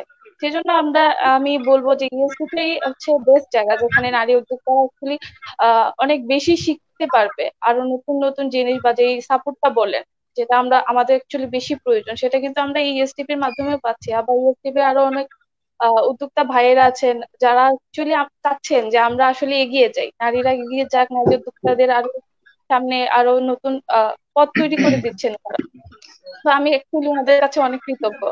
তো আপনি যে প্রশ্নটি যেটি ছিল যে নারী উদ্যোক্তাদের কি করণীয়, প্রথমে আমি এটা বলতে চাবো যে একজন নারী উদ্যোক্তাকে হতে হলে তার সবচেয়ে বড় করণীয় হচ্ছে তাকে আত্মবিশ্বাসী হতে হবে।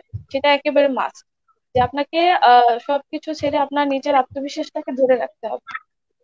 তারপর হচ্ছে আপনাকে সবসময় পজিটিভ মেন্টালিটি থাকতে হবে একজন নারী উদ্যোক্তা, যে যে কোনো সমাজে কিন্তু অনেক বাধা তৈরি হয়। যেমন এই যে নিয়াজ মুর্শিদ ভাই যেটা বললেন আমাদেরকে, যে আমাদেরকে কিন্তু অনেক ডিফিকাল্টিস ফেস করতে হয়, যে অনেকেই অনেক কথা বলেন যে তুমি পড়াশোনা করছো, করে এখন কেন ব্যবসা করবে, মানে মেয়েরা ব্যবসা করবে, সেটা হচ্ছে সবচেয়ে বড় ওনারা নেগলেক্ট করে দেখেন। যে একটা মেয়ে পড়াশোনা করছে, খুব বড় জোর হলে ওনাকে আমাদের থেকে পক্ষপাতেই বলি যে খুব বড় জোর হলে পড়াশোনা করে বিয়ে দিয়ে দেয়, যে লন্ডনের জামাই হোক বা আমেরিকার জামাই হোক ওনাকে বিয়ে দিয়ে দেবে, এর বেশি কাজ নারীদের কিন্তু নাই, ও সবাই যেটা মনে করেন। সেখান থেকে একজন নারী যখন তার নিজের উদ্যোগে কোনো কিছু মানে করতে যাচ্ছে, তখন কিন্তু 101টা বাধা তৈরি সৃষ্টি হয়। সেখান থেকে আপনাকে যদি পজিটিভ আপনার যদি মেন্টালিটি না থাকে, সেগুলো কিন্তু আপনি পিছিয়ে পড়বেন। আর একটা হচ্ছে যে একজন নারী উদ্যোক্তা থেকে সেই সাথে পজিটিভ মেন্টালিটির সাথে ধৈর্যশীল থাকতে হবে। আপনাকে সবসময় যে ধৈর্য ধরে থাকতে হবে, লেগে থাকতে হবে। নিয়াজ ভাই যেটা বলছিলেন যে কোনো কাজ করতে গেলে সেটার সাথে লেগে থাকতে হবে। আপনি যতক্ষণ না পর্যন্ত সেটার একটা নির্দি জায়গা মতো যেতে পারছেন, সেক্ষেত্রে কিন্তু আপনাকে লেগে না থাকলে কিন্তু ওই জায়গা মতো আপনি যেতে পারবেন না। সেটা নারী উদ্যোক্তাদের ক্ষেত্রেই হোক বা যে কোনো কাজেই হোক। তারপর হচ্ছে যে আপনার মানে আমাদের যে নারী উদ্যোক্তাদের কি বর্জনীয় থাকতে হবে, সেটা হচ্ছে আপনার সবচেয়ে বড় হচ্ছে যে অলসতা থাকতে হবে, পরিহার করতে হবে। আপনি যদি অলস হন তাহলে কিন্তু কোনো কাজই ঠিক মতো করতে পারবেন না। আর কখনোই না বলা যাবে না কোনো কাজে। যেমন আমার অনেক কাস্টমার আসে, যেমন আমি যেহেতু জামদানি নিয়ে কাজ করি, সেহেতু আমার অনেক বিদেশি কাস্টমার আছে। ওনারা কিন্তু আমার জামদানিটাকে কিনতে চান না। ওনারা মনে করেন যে জামদানিটা হচ্ছে ইন্ডিয়ান প্রোডাক্ট, ওনারা চান ইন্ডিয়ান যে কাজগুলা থাকে শাড়িগুলাতে ওগুলা বেশি চান। তো দেখা যাচ্ছে কি তাদের সাথে যখন আমাদের কন্ট্যাক্ট করতে হয়, তখন কিন্তু আমাকে ওনাকে কনভিন্স করতে হয় যে না, এটা আমার জামদানি, বা আপনি বাংলাদেশে জামদানি কিনেন, বা এটার কোয়ালিটিটা ভালো। তো যখন আমি ওনাকে যদি বলে ফেলি যে না, আমি আপনাকে ইন্ডিয়ান প্রোডাক্ট দিতে পারবো না, সেহেতু কিন্তু আমার কাস্টমার কিন্তু ডাইভার্ট হয়ে যাচ্ছে, যে একজন উদ্যোক্তা মানে একজন ব্যক্তি আমার কাছে এই প্রোডাক্টটা নেই। তখন কিন্তু আমাকে ওই একটা ইন্ডিয়ান প্রোডাক্ট দিয়ে আমাকে কিন্তু দুইটা জামদানি সেল করার একটা পথ তৈরি করতে হয়। যে না, আপনি ঠিক আছে আপনি এটা নেন, যাহাতে আমাকে কাস্টমার ধরে রাখতে গিয়ে আমাকে কিন্তু জামদানির সাথে সাথে অন্য প্রোডাক্টটাও কিন্তু রাখতে হচ্ছে।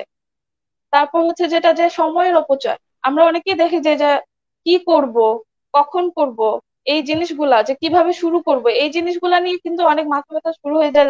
পরবর্তীতে দেখা যায় যে আমরা যে উদ্যোগটা নিতে চাচ্ছি সেটার সময়টা কিন্তু আর থাকে না।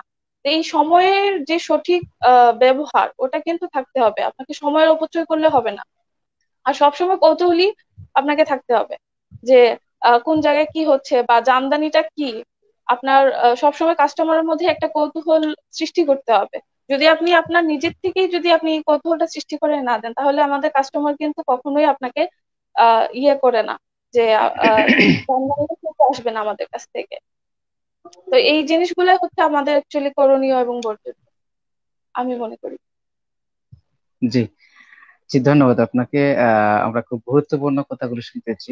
যেহেতু শুনি তথ্যই ভালো লাগে। ইনশাল্লাহ আবারও আপনার কাছে আসবো। আমরা এই মুহূর্তে চলে যাচ্ছি আমাদের শ্রদ্ধেয়ভাজন ব্যক্তি বিলকিস বেগম আপু। জি, বিলকিস বেগম আপু, আপনি কি শুনতে পাচ্ছেন আমাকে?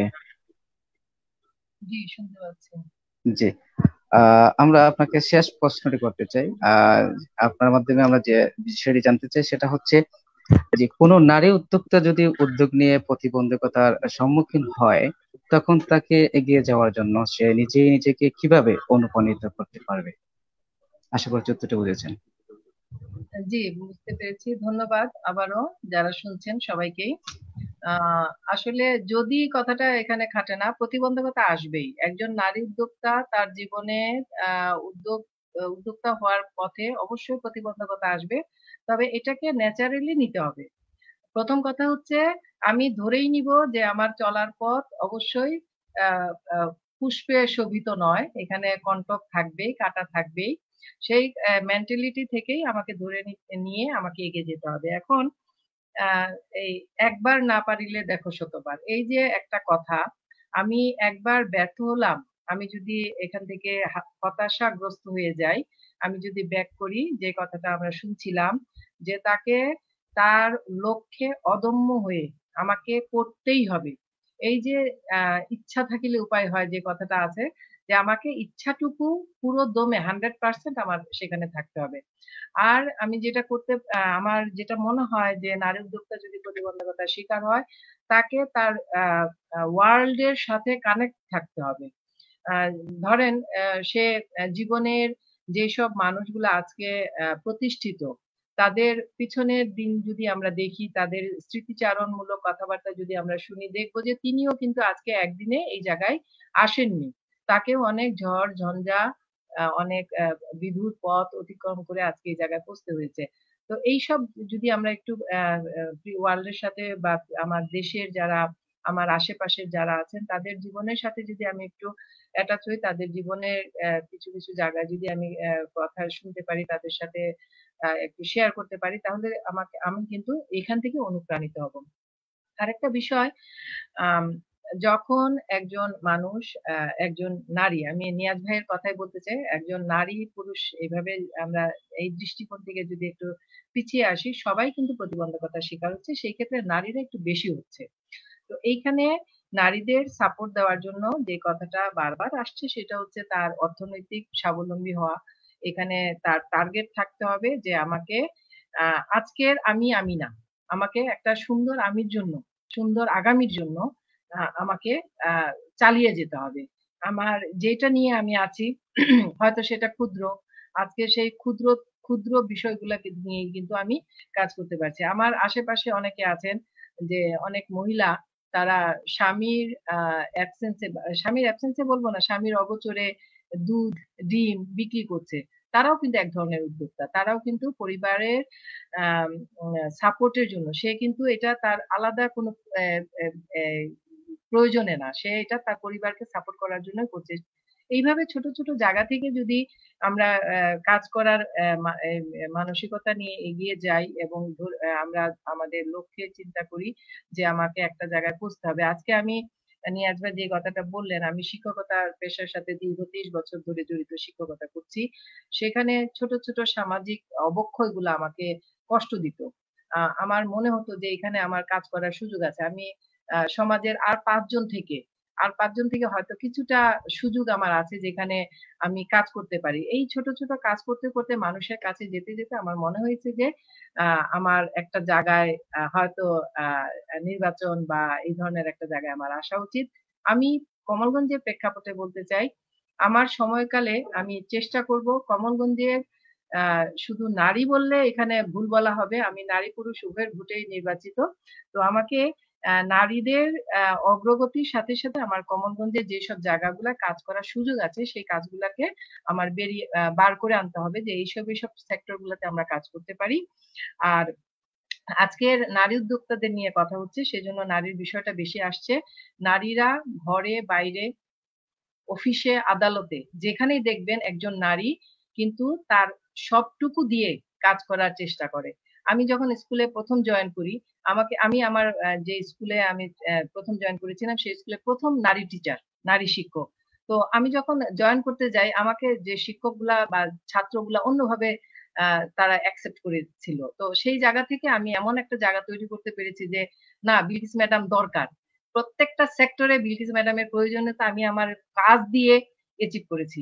অর্থাৎ আমি একজন নারী কিন্তু তার আন্তরিকতা, মানে তাকে যেই জায়গাটা পুরুষরা সহজে পেয়ে যায়, সেই জায়গাটা পাওয়ার জন্য নারীকে মানে নারীকে কাজ করে যেতে হয়। তো সেইভাবে উদ্যোক্তার ক্ষেত্রেও একই রকম। আমি খুব সহজে আমি কোনো জায়গা পাবো না। এটা আমাকে ধরে নিয়েই আমাকে কাজ করে যেতে হবে। আমি ব্যর্থ হব ১ বার, ২ বার, ৩ বার আমাকে কাজ চালিয়ে যেতে হবে। ব্যর্থতা শব্দটার সাথে আমরা কোনোভাবেই কম্প্রোমাইজ করার আ চিন্তা আমরা করতে পারি না। তাহলেই কিন্তু আমাদের সফলতা আসবে। আর আ নারীদের ক্ষেত্রে যেমন আ বিভিন্ন সংগঠন আছেন, আপনারা আছেন। আপনারা যারা নারীদের উদ্যোক্তা নিয়ে কাজ করছেন, নিয়াজ ভাইয়ের মতো মানুষ যারা আছেন, আমার লাবণী আপার মতো যারা মানুষ আছেন, জুবায়ের ভাই তো অবশ্যই। আপনারা এই যে আজকে যে প্রোগ্রামটা করছেন, এরকম কিছু, কিছু প্রোগ্রামে নারীরা কিন্তু কথা বলছে, তাদের সুখ, দুঃখ, আনন্দ, বেদনা শেয়ার করছে। একজন নারী যে চিন্তা করছে আমি কি করব? আমি করতে পারবো কিনা? সে যদি সামান্যতম কথা শুনে সেও কিন্তু আগ্রহ নিয়েই কাজ করার আ জন্য এগিয়ে আসবে। তো আমরা সমাজের প্রত্যেকটা সেক্টর থেকে আ আমরা নারী উদ্যোক্তাদের সাপোর্ট করে যাব। নারীদের কাজ করার পথকে মসৃণ করার চেষ্টা করব। আ সেই প্রত্যাশা করি। আর আমি কমলগঞ্জ সহ মৌলভীবাজার বা সিলেটের বা আমার দেশের এবং দেশের বাইরের যারা আমার কথা শুনছেন, তাদের প্রত্যেকের কাছে আ বলব যে আপনারা নারীদের জন্য এক হাত না 2 হাত প্রসারিত করবেন। নারীদের জন্য কাজ করার জায়গাটা একজন আপনার নিকট আত্মীয়কে আপনি যেভাবে চিন্তা করেন সেইভাবে তার জায়গাটা তৈরি করে দিবেন। আমরা অবশ্যই আপনাদের সাথে কাঁধে কাঁধ মিলিয়ে কাজ করতে চাই। আমরা কোনো ফেভার চাই না। আমরা আমাদের কাজটুকু, আমাদের যেটুকু আছে সেইটুকু আমরা সবটাই দিতে চাই। এবং দেশের অর্ধেক জনগোষ্ঠী নারী। নারীদেরকে পিছিয়ে রেখে কোনো দেশ কিন্তু কখনো অগ্রগতির শিখরে উঠতে পারবে না। নারীদেরকে অবশ্যই ইউটিলাইজ করতে হবে। আমাদের যে সম্পদ, জনসম্পদ, এটা একসময় ছিল এটা কষ্টের কারণ, বিশাল জনগোষ্ঠী। এখন আমরা সেটাকে সম্পদে পরিণত করছি এবং ভবিষ্যতে সেই সম্পদ দিয়েই নারীদের সহ আমরা সবাই মিলে দেশকে গড়ে তুলব। তো ধন্যবাদ সবাইকে আমার কথা শোনার জন্য।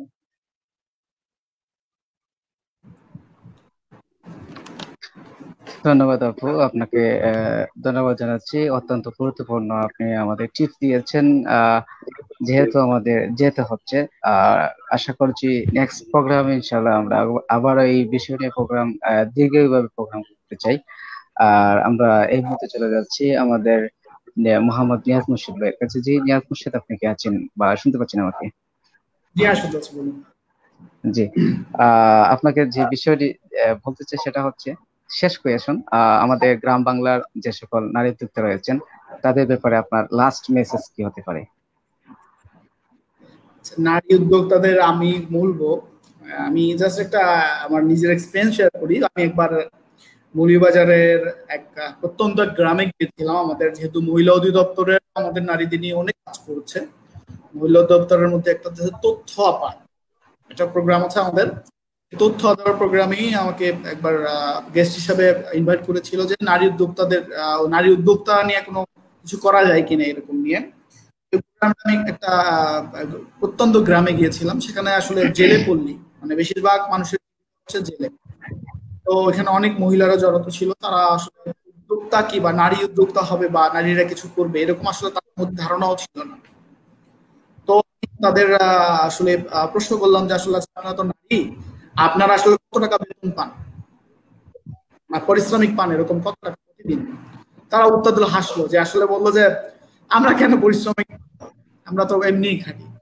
আমি বললাম যে আপনার হাজবেন্ড যখন বাইরে কাজ করে সে নির্দিষ্ট একটা সময় কাজ করে এবং সময় একটা আয় রোজগার করে, কিন্তু আপনি তো সেম পরিশ্রমটা করছেন, কিন্তু আপনি কেন, আপনার মূল্য থাকবে না কেন? কারণ এটা তো চিরচরিত নিয়ম, আগের থেকে তোই ছিল।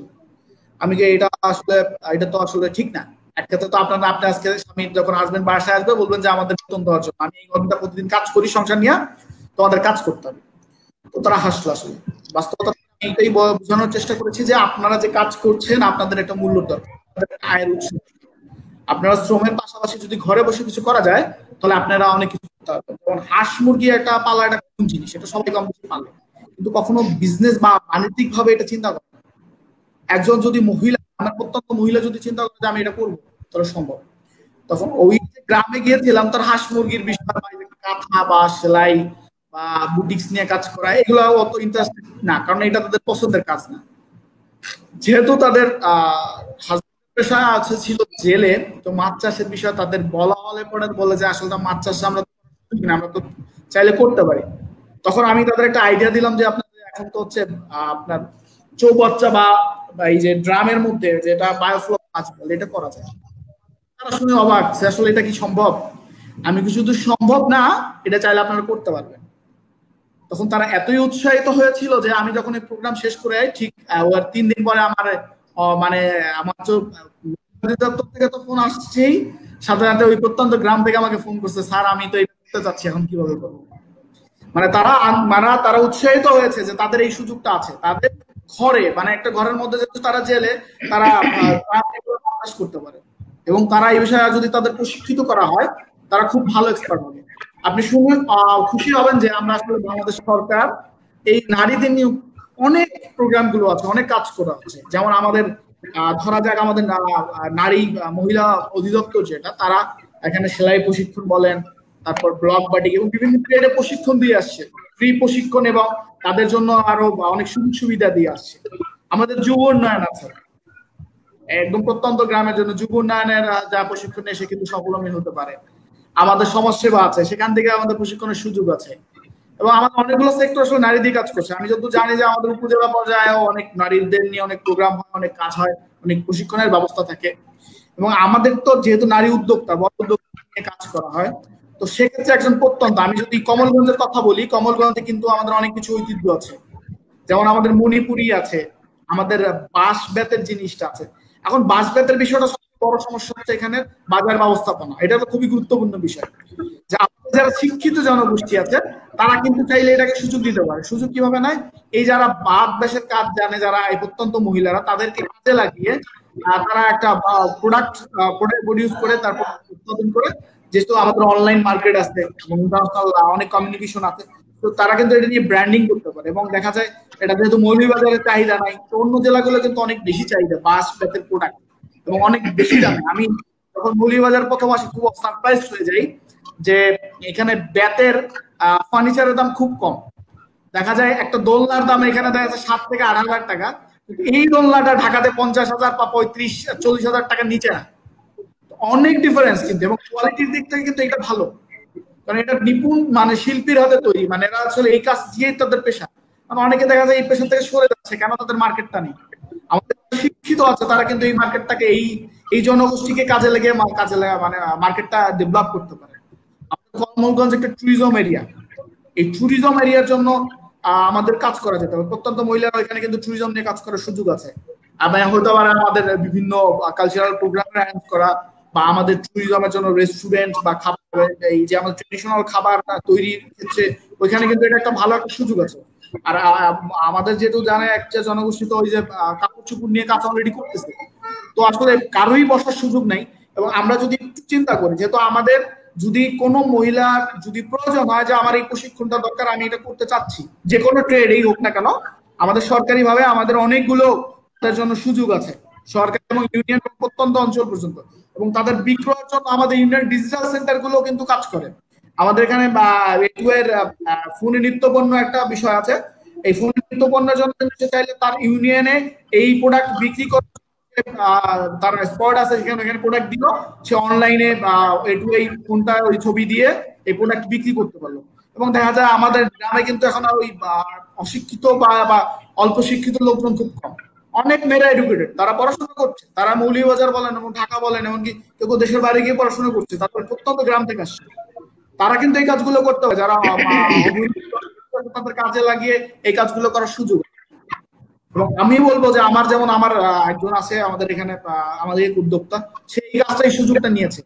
কারণ এখানে আমি যদি আপনার ওই ম্যান পাওয়ারের ক্যালকুলেশন বা সমস্ত যে প্রাইসটা বলেন, সেটা খুব কম মাত্রায় কম মূল্যে সে কিন্তু এখান থেকে সংগ্রহ করতে পারবে, এবং সে কম মূল্যে সে এটা বানায় বিক্রি করার সুযোগ আছে।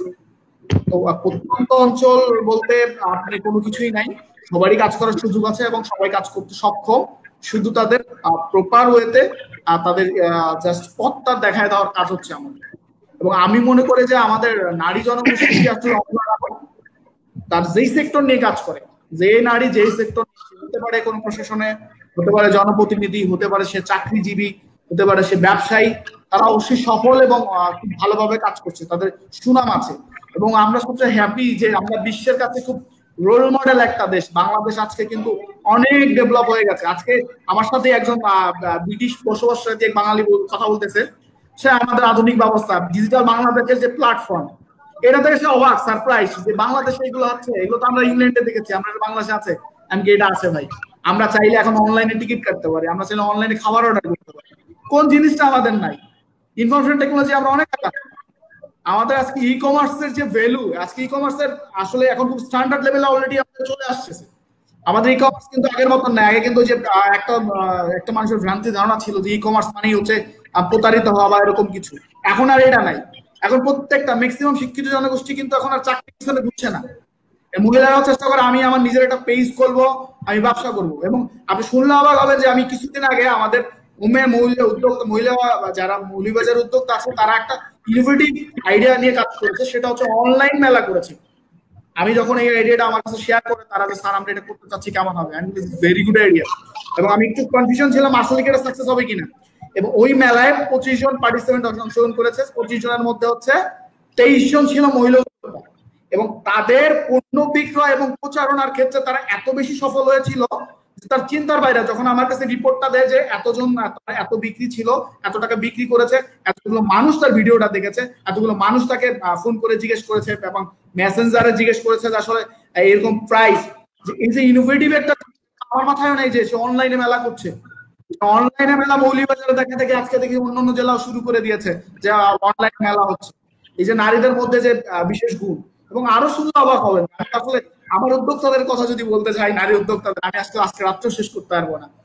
আমার নারী উদ্যোক্তার মধ্যে আছে ইএসডিবি, মৌলভীবাজার ইএসডিবিতে প্রশিক্ষণপ্রাপ্ত নারী উদ্যোক্তা আছে যারা আইসিটি নিয়ে কাজ করে। তারা আইসিটি সেন্টার আছে, তারা প্রশিক্ষণ দিচ্ছে মানুষকে আইসিটি নিয়ে কাজ করার জন্য। তারা এমন কেউ আছে যে সে ব্র্যান্ডিং করছে, সে ওয়েবসাইট ডেভেলপ করতেছে, অ্যাপস বানাচ্ছে। এরকম জিনিস মৌলভীবাজারের মতো শহরে আছে এবং নারী উদ্যোক্তা করছে। এটা শুনলে অবাক করার বিষয়। আমরা আসলে চিরচেনা একটা ভাব ছিল যে নারী, আসলে নারী মানে হচ্ছে ঘরের বউ বা সে সংসার করবে। আসলে আপনি একটু জাস্ট ক্যালকুলেশন করেন, যখন ম্যাট্রিক পরীক্ষার যে ক্যালকুলেশনটা বলে কতজন মহিলা ছাত্রী পরীক্ষা দিল আর কতজন ছেলে পরীক্ষা দিল এবং পাশ করলো কতজন এবং কত রেজাল্ট, সেক্ষেত্রে কিন্তু নারীর অনেক আগাম। এবং আজকে যদি আমার চাকরির ক্ষেত্রে কিন্তু একটা সময় আমাদের খুব মানে বাধ্যবাধকতা ছিল, চাকরি করবে ঘরের, এটা বিশ্বাস করে না। কিন্তু আজকে দেখেন, আজকে সমাজ ব্যবস্থা, আপনি একটা মেয়ের চাকরির জন্য বাবা দৌড়ায়, ভাই দৌড়ায়, সবাই চেষ্টা করে। একটা সময় আমি বিশ্বাস করি, এখন অলরেডি হয়ে গেছে, আমাদের নারী উদ্যোক্তার জন্য সবাই ইন্সপায়ার করবে, উৎসাহ দেবে। আমি আমার ঘরে, আমার মা বলেন, আমার বোন বলেন, আমার ওয়াইফ বলেন, তাকে সাপোর্ট দিব, সে নারী উদ্যোক্তা হোক, কারণ তা আমারই তো বেনিফিট ভাই। আমি তো একটা আয়ের উৎস হলো তার কাছ থেকে। সে তার নিজের একটা পরিচিতির দরকার আছে, সে অবশ্যই নিজে পরিচিত হবে যে তার একটা, যেমন তার মানুষ হিসাবে যার নৈতিক যে তার অধিকারটা আছে, এটা তার প্রাপ্য, এটা দিতে হবে। এবং আমাদের সমাজ ব্যবস্থা, একটা প্রশ্ন দেখেছিলাম এর মধ্যে যে একজন নারী উদ্যোক্তা দেখে তো অনেক সমাজের আসলে কি ব্যবস্থা, সেফটিটার বিষয়, সেফটির বিষয়ের জন্য আমাদের শুধু সরকারের উপরে ডিপেন্ড করে চলবে না, আমাদের সবার কাছ থেকে কাজ করতে হবে। আমি আমার তরফ থেকে কাজ করতে হবে, নারীকে সম্মান করা, তার রাস্তাটাকে মুসলিম করে দেওয়ার জন্য কাজগুলো যা চেষ্টা করতে হবে প্রত্যেকটা মানুষের কাছ থেকে এই জিনিসটা। হ্যাঁ, কিছু মানুষ থাকবে খারাপ, তাকে প্রতিহত করতে হবে। আজকে কখনো বলা আমাদের উচিত হবে না যে কেন এই নারী এটা করবে, ওটা নারী এটা করছে, ওটা করছে। ভাই, নারী তো, সে তো তার জায়গাতেই করছে, আপনার সমস্যা কোথায়? আপনি তাকে সাপোর্ট দেন, আপনি সাপোর্ট না দিতে বলে আপনি চুপ থাকেন, কিন্তু তার কাজ তাকে করতে দেন, সে তো কোনো খারাপ কাজ করছে না। নারীরা আজকে যদি মনে করেন আমাদের শিক্ষিত জনগোষ্ঠী প্রতিটি বছর লাখ লাখ শিক্ষিত জনগোষ্ঠী পড়াশোনা শেষ করে বের হচ্ছে, কতজন মানুষের কর্মসংস্থান হচ্ছে? অল্প কয়েকজন মানুষের চাকরির সুযোগ আছে বাংলাদেশে। বিদেশে যাওয়া তাও আমাদের পক্ষে সম্ভব হচ্ছে না, আমরা প্রশিক্ষণ না। আমাদের যে এই যে জনগোষ্ঠীকে, এটাকে যদি আমরা কাজে রূপান্তরিত করতে, উদ্যোক্তা বানানো সম্ভব হয়, তাহলে আমাদের অর্থনীতি কোথায় যাবে একবার চিন্তা করছেন? আমাদের জিডিপি কোথায় যাবে একবার চিন্তা করছেন? আমরা তো তখন উন্নত দেশ হবো। আজকে যে আমরা এই যে ডিজিটাল বাংলাদেশ বলেন, আমাদের ডেভেলপমেন্ট মধ্যে যে আছে, আমাদের অনেক কিছু আছে, আমাদের নিজস্ব পদ্মা সেতু হচ্ছে, আমাদের টানেল, মেট্রো রেল হচ্ছে, এবং আমাদের আধুনিক যোগাযোগ ব্যবস্থা, ইনফরমেশন টেকনোলজি কোন দিক থেকে নাই? কিছু গুটি কয়েক জিনিসের জন্য তো আমার দেশটাকে খারাপ করতে পারি না ভাই। আমাদের দেশ যদি আমরা যদি জাস্ট দেশের বাইরে যাই, তখন চিন্তা দেখবো যে আমরা আসলে দেশটা আমরা কোথায় আছি। আমরা অবশ্যই খুব ভালোভাবে আগাচ্ছি, এবং এই জন্য আগানোর জন্য আমাদের উচিত এই যে আমাদের নারী উদ্যোক্তা বলেন আর পুরুষ উদ্যোক্তা বলেন, সবাই সম অধিকার এবং সবাইকে উৎসাহ করা, এবং তাদের যে কাজগুলো করছে সেই কাজগুলোকে সবার সাপোর্ট দেওয়া। যার পক্ষে, আমার পক্ষে যতটুকু তাকে সহায়তা দরকার, সেই সহায়তাকে অবশ্যই করা দরকার। এবং আমি মনে করি যে আর প্রত্যন্ত অঞ্চল বলেন আর শহরে বলেন, কোনো নারীর বসে থাকার সুযোগ নেই। যদি সিম্পলি আমি এখন আমার ঘরে, আমি আমার ফ্যামিলি নিয়ে বিদেশে শিফট হই, তখন কিন্তু আমার ওয়াইফ বা আমার ফ্যামিলিকে ঘরে বসে থাকার কোনো সুযোগ নেই। আজকে আমার ফ্যামিলির অর্ধেক ইউএসএ তে আছে, আমার বোন সে নিউ ইয়র্কে অবস্থান করছে, একা থাকছে, একা একটা ফ্যামিলির মধ্যে থাকছে, সেখানে জব করতেছে। আমি তো কখনো দেশে থাকলে এই জিনিসটা অ্যালাউ করতাম না। আমার কি রে ভাই, আমার বোন কেন চাকরি করবে? আমার ও ওখানে চাকরি করতেছে, চিন্তাও না। আমি বলছি ভালো, আরো ভালো দুইটা চাপ, মানে আরো শিক্ষা করো, তুমি পড়াশোনা করো। চিন্তা ভাবনা, আমার এই দেশের চিন্তা ভাবনা এক করতে পারবো না কেন? আমি আমাদের নারীদের, আমাদের জায়গা আছে, নারীদের যে জায়গাগুলো, সেগুলো যাদের যে সমস্যাগুলো আছে এগুলো ফাইন্ড আউট করে সমাধান করা দরকার। এবং আপনারা শুনলেও অবাক হবে, আমি আপা অলরেডি বলেছে আমাদের নারী উদ্যোক্তাদের জন্য অনেক কিছু আছে। আপনাদের জানা দরকার যে প্রত্যেকটা ব্যাংকে নারী উদ্যোক্তাদের জন্য এসএমই যে লোন আছে, নারী উদ্যোক্তাদের জন্য স্পেশাল ফ্যাসিলিটেড, তারা মানে স্বাভাবিক যে সুদ বা লভ্যাংশ দিতে হয় সে থেকে অনেক কমে তারা এরকম একটা সুযোগ আছে। কিন্তু এই জিনিসটা তাকে কাজে লাগাতে হবে।